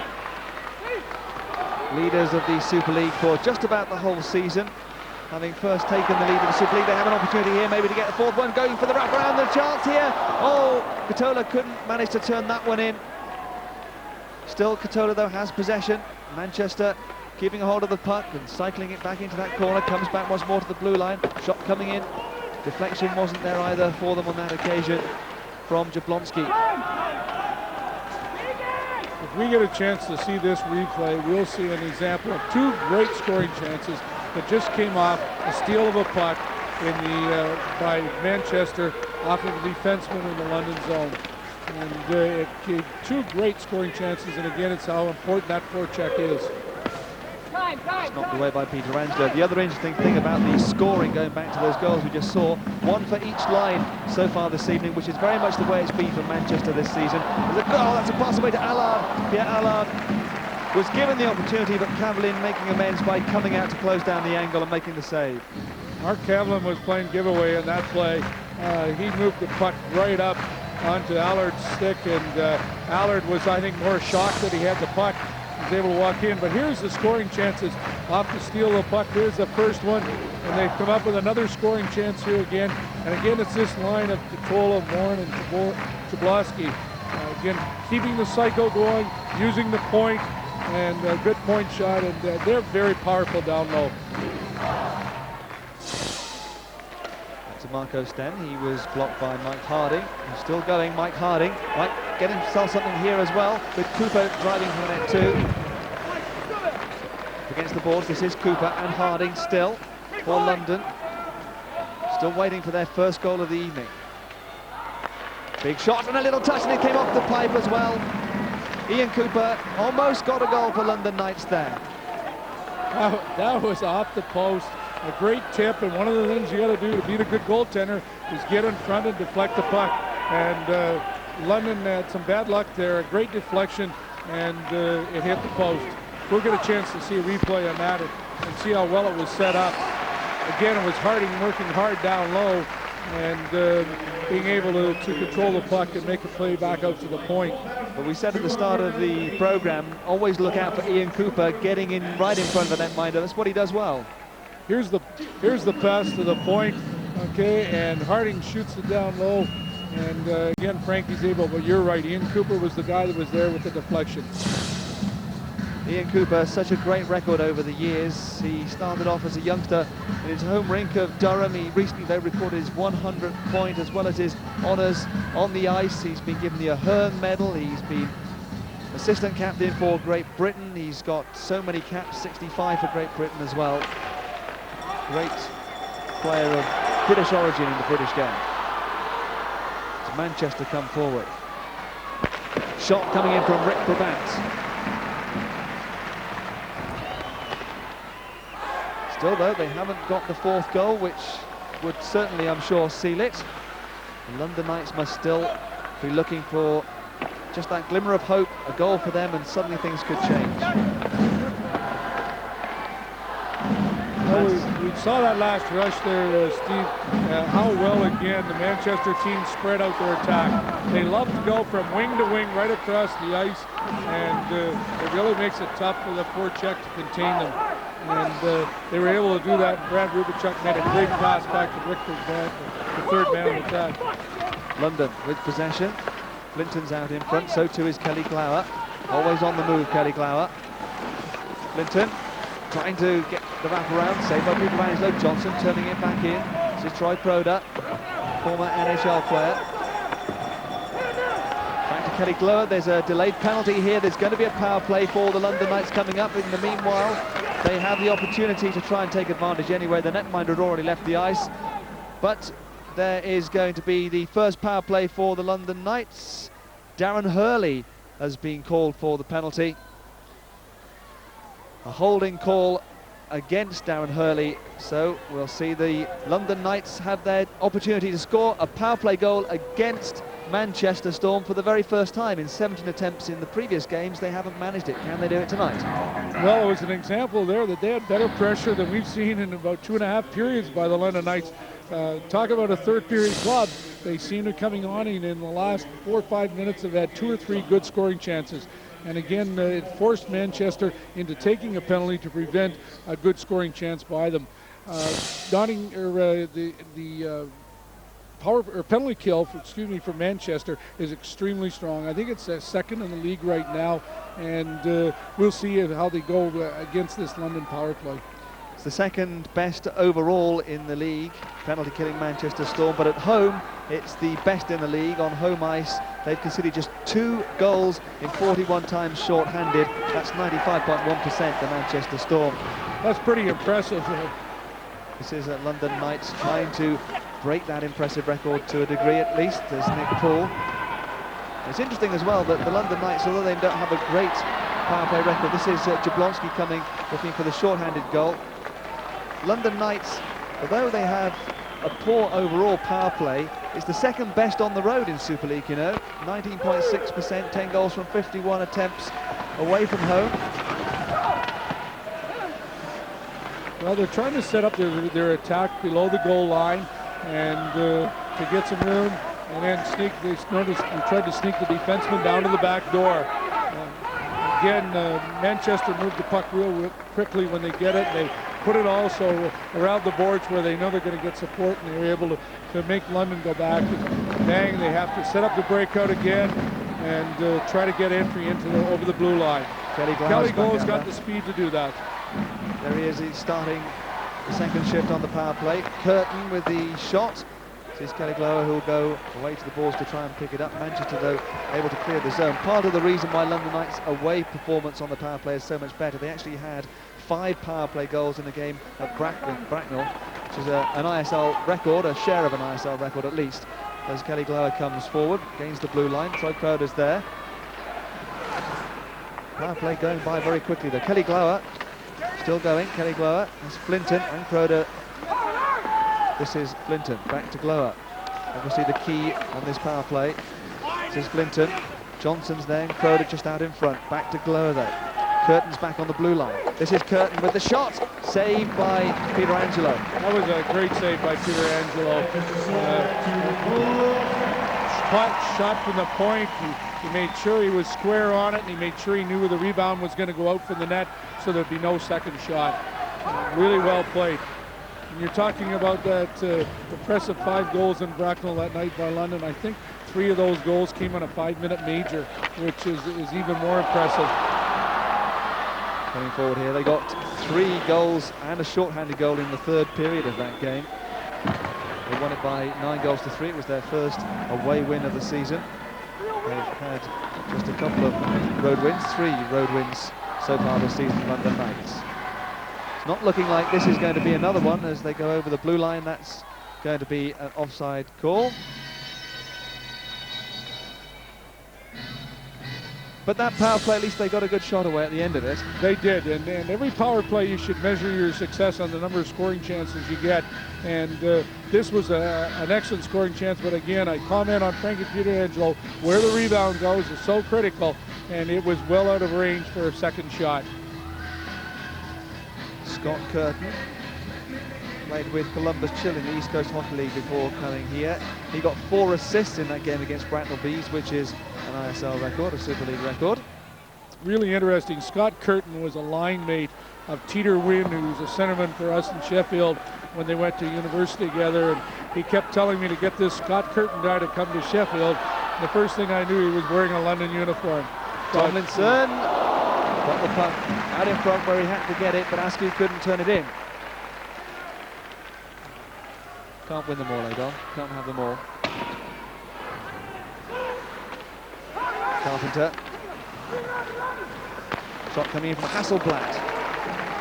Just too far off the target. This is Ablad.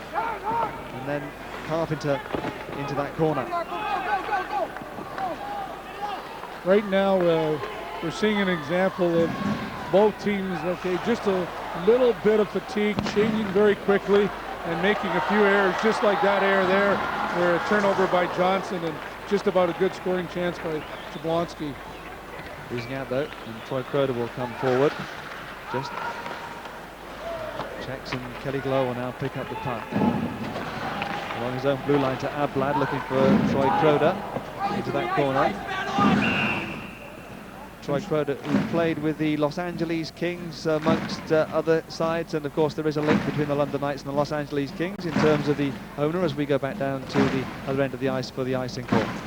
I think Troy Crowder is most likely supposed to give some more room to Kelly Glow out there. He's supposed to be physical on their defense. I just think he's having trouble tonight because I don't think Kelly Glow is skating at his very best tempo tonight, and it's making it difficult for Flinton and Crowder to be really effective and work over the defense. So we'll watch them on this shift and just see if Crowder does become a little bit more physical.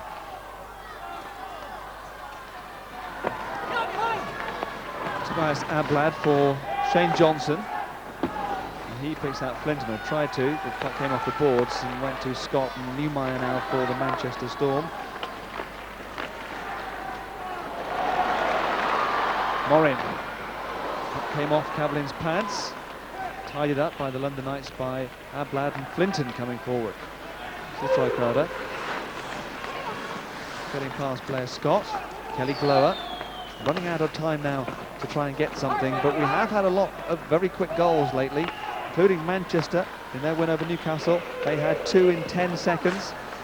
That was the quickest of the season until the Sheffield Steelers beat that just a few hours later. This is Mike Morin getting it forward.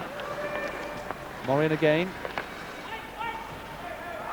One of the things, Steve, I think we're seeing in this league is we're seeing teams that play better and better defensively, and it's definitely impacting on the number of goals scored. I believe last weekend we had one night we had 3 games that had shutout scores in them, and tonight we're in another game situation where a team could get shut out. That reflects on good goaltending, but also really good defensive play. And teams are taking pride in how they play well, how well they play defensively.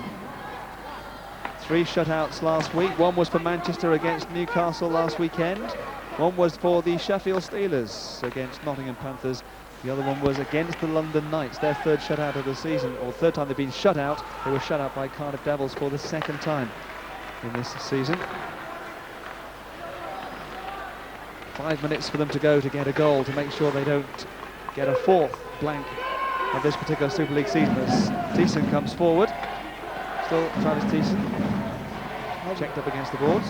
Good sign here is that you're starting to see defensemen for the London Knights get involved in the offensive rush, and now Travis Thiessen going right down and being part of the rush, and he's staying down there right now, and that is really necessary in order to outnumber them down low when you get possession of the puck. Carpenter on the boards, comes away with it as well. Eventually Manchester clearing their zone. Race on here for the icing, and the netminder decides that he's going to take it anyway. Cavallin. Puck forward for Dead Carpenter. Tomlinson takes it for Manchester Storm. Very impressive performance overall, I think, by Manchester Storm. They, of course, have so many games coming up. You don't want to take any risks, and you don't want to wear yourself out too much effort in one particular game if you know that you've got more games coming up in quick succession. They've never lost control of tonight's game. They come out, played really hard in the first period, controlled things, had a great second period, maybe didn't get the goal production they wanted in the second period, and I think in the third period they've just been happy to make sure that they end up with a shutout in tonight's performance. And most likely like that for Frank Pietrangelo, and I know he takes great pride in his shutout performances. Less than 4 minutes to go of the game. It's 3-0 to the Storm. Captain Troy Newmeyer goes off. There's the other captain, the normal captain. You saw Dave Morrison, we were talking to him earlier. He's got the injury and a pat on the back for Newmeyer and the other Storm players from Dave Morrison. One thing about this Manchester team, it seems that every night a different player can step forward and do the job for them. And just as Troy Newmeyer took on the captain's role tonight, he stepped forward, scored a big goal for them. And that goal ended up being the winner tonight. But they've got so much balance on their team. You talked about earlier, all 3 lines contributing tonight, all 3 lines involved in the offensive, and all 3 lines have been involved in the defense because they haven't given up anything. They're going to be very proud all to go to the dressing room with a plus tonight when it comes to their plus-minus stats. And I think that Coach Kleindorf has got to be pleased with that. Have we got some firecrackers to go off late in this game? Less than 4 minutes to go. Manchester Storm leading by 3-0. They won their last game here by 6-0. They also managed a 10-0. Both those results were against the Newcastle River Kings, incidentally. A 10-1, I should say, actually, the other game against the Newcastle River Kings. That was their big win of the season. Manchester Storm do not like to be beaten, and they're very hard on any team that does beat them afterwards. They're showing that tonight against London. They're concerned that London beat them in 6-2. They did the same thing to Newcastle. Newcastle beat them, and they've come back and thumped Newcastle a couple times since. So they seem to get annoyed with you if you beat them. There's a chance here. Netminder makes the save. It's back in front. Katola couldn't get it away. Neither Jablonski or Katola could quite take advantage. Good rush, though, by the Manchester Storm. And Cavallin, well, did his job. Jablonski is having a great second half of this season. He's the offensive chances tonight that he's had. He could have had another 4-goal night tonight. He's very unfortunate there. He didn't score. And when you're getting those offensive chances and the puck goes to the net for you, look out. I think he's doubled his production this year over last year already. Here he drives the net. He makes a good play. He shoots with his head up. And it was very, just a lucky bounce off of Cavallin for the goaltender that it didn't go in. Jeff Jablonski, in fact, with 4 goals the other night. He's now got 16 for this season. And he got 8 goals in 28 games last year. And he's already got himself 16 this season. And I know Kirk Kleinendorf rates him very highly. He's almost the unsung hero of the side in some ways. I asked Kleinendorf before the game if Jeff Jablonski had a bonus in his contract for goals, and he indicated no. And I think most likely owner is very happy, isn't it, or else he could break the bank before the end of the season. So there's 2:19 left on this game. Manchester Storm leading by 3-0 against the London Knights. The Manchester Storm could be back to 4 points ahead of the Cardiff Devils, who are in second place, if they hang on to this, which I'm pretty sure they're going to right now. Well, I'm sure that before the game, the coaching staff emphasized to the Storm how important these games at hand are to win. There's just no way you want to lose a game to the London Knights on your home ice when you're trying to at least put a few points between you and the Cardiff Devils. So this is going to put a 4-point spread, and that's going to be very important to the success of the Storm. They need to play without an awful lot of pressure on them, because they played that way all year long, and they played well that way. London coming forward again with Ian Cooper, who's picked up the majority of the penalty minutes of the evening. Harding going through. Harding got the shot away, but couldn't beat Peter Angelo, who went down. The puck, though, went into the side of the net. 1:30 left on the game. Frank Pietrangelo this season has kept clean sheets on 3 occasions. The last one, actually, against the Newcastle River Kings, the 6-0 the other night, was in fact as come forward with Tomlinson, and Hasselblad takes it away from him. He shared the shutout with Timo Kauhanen, the netminder, making his first appearance. There's the icing. So we'll go back to the other end. Timo Kauhanen making his first appearance, having replaced Colin Camilla back in December, played 10 games, or rather dressed for 10 games and hadn't got onto the ice, but had 20 minutes the other night. And so he shared in that shutout with Frank Pietrangelo. 1:08 left on the game. Storm 3, Knights 0. Without wanting to tempt fate, it's looking as though it could go that way again. The crowd are enjoying themselves. 1 or 2 faces in the crowd. You wonder whether they're past their bedtime, but certainly they're enjoying themselves here as Kelly Askew gets the shot away. Once more, London Knights having to defend here. They try and break out. Can they get themselves a goal? Can they get something to take back to London with them? Robinson, pass. Manchester coming forward with Tomlinson getting the shot outside of the netting. Travis Thiessen picks up for the London Knights inside the last minute of the game. Kelly Askew, Manchester Storm continue They really have been the team to catch all of the season, and they remain at the top of the Super League table. Travis Thiessen. This is Kelly Askew now for the Manchester Storm. Can they get one last goal?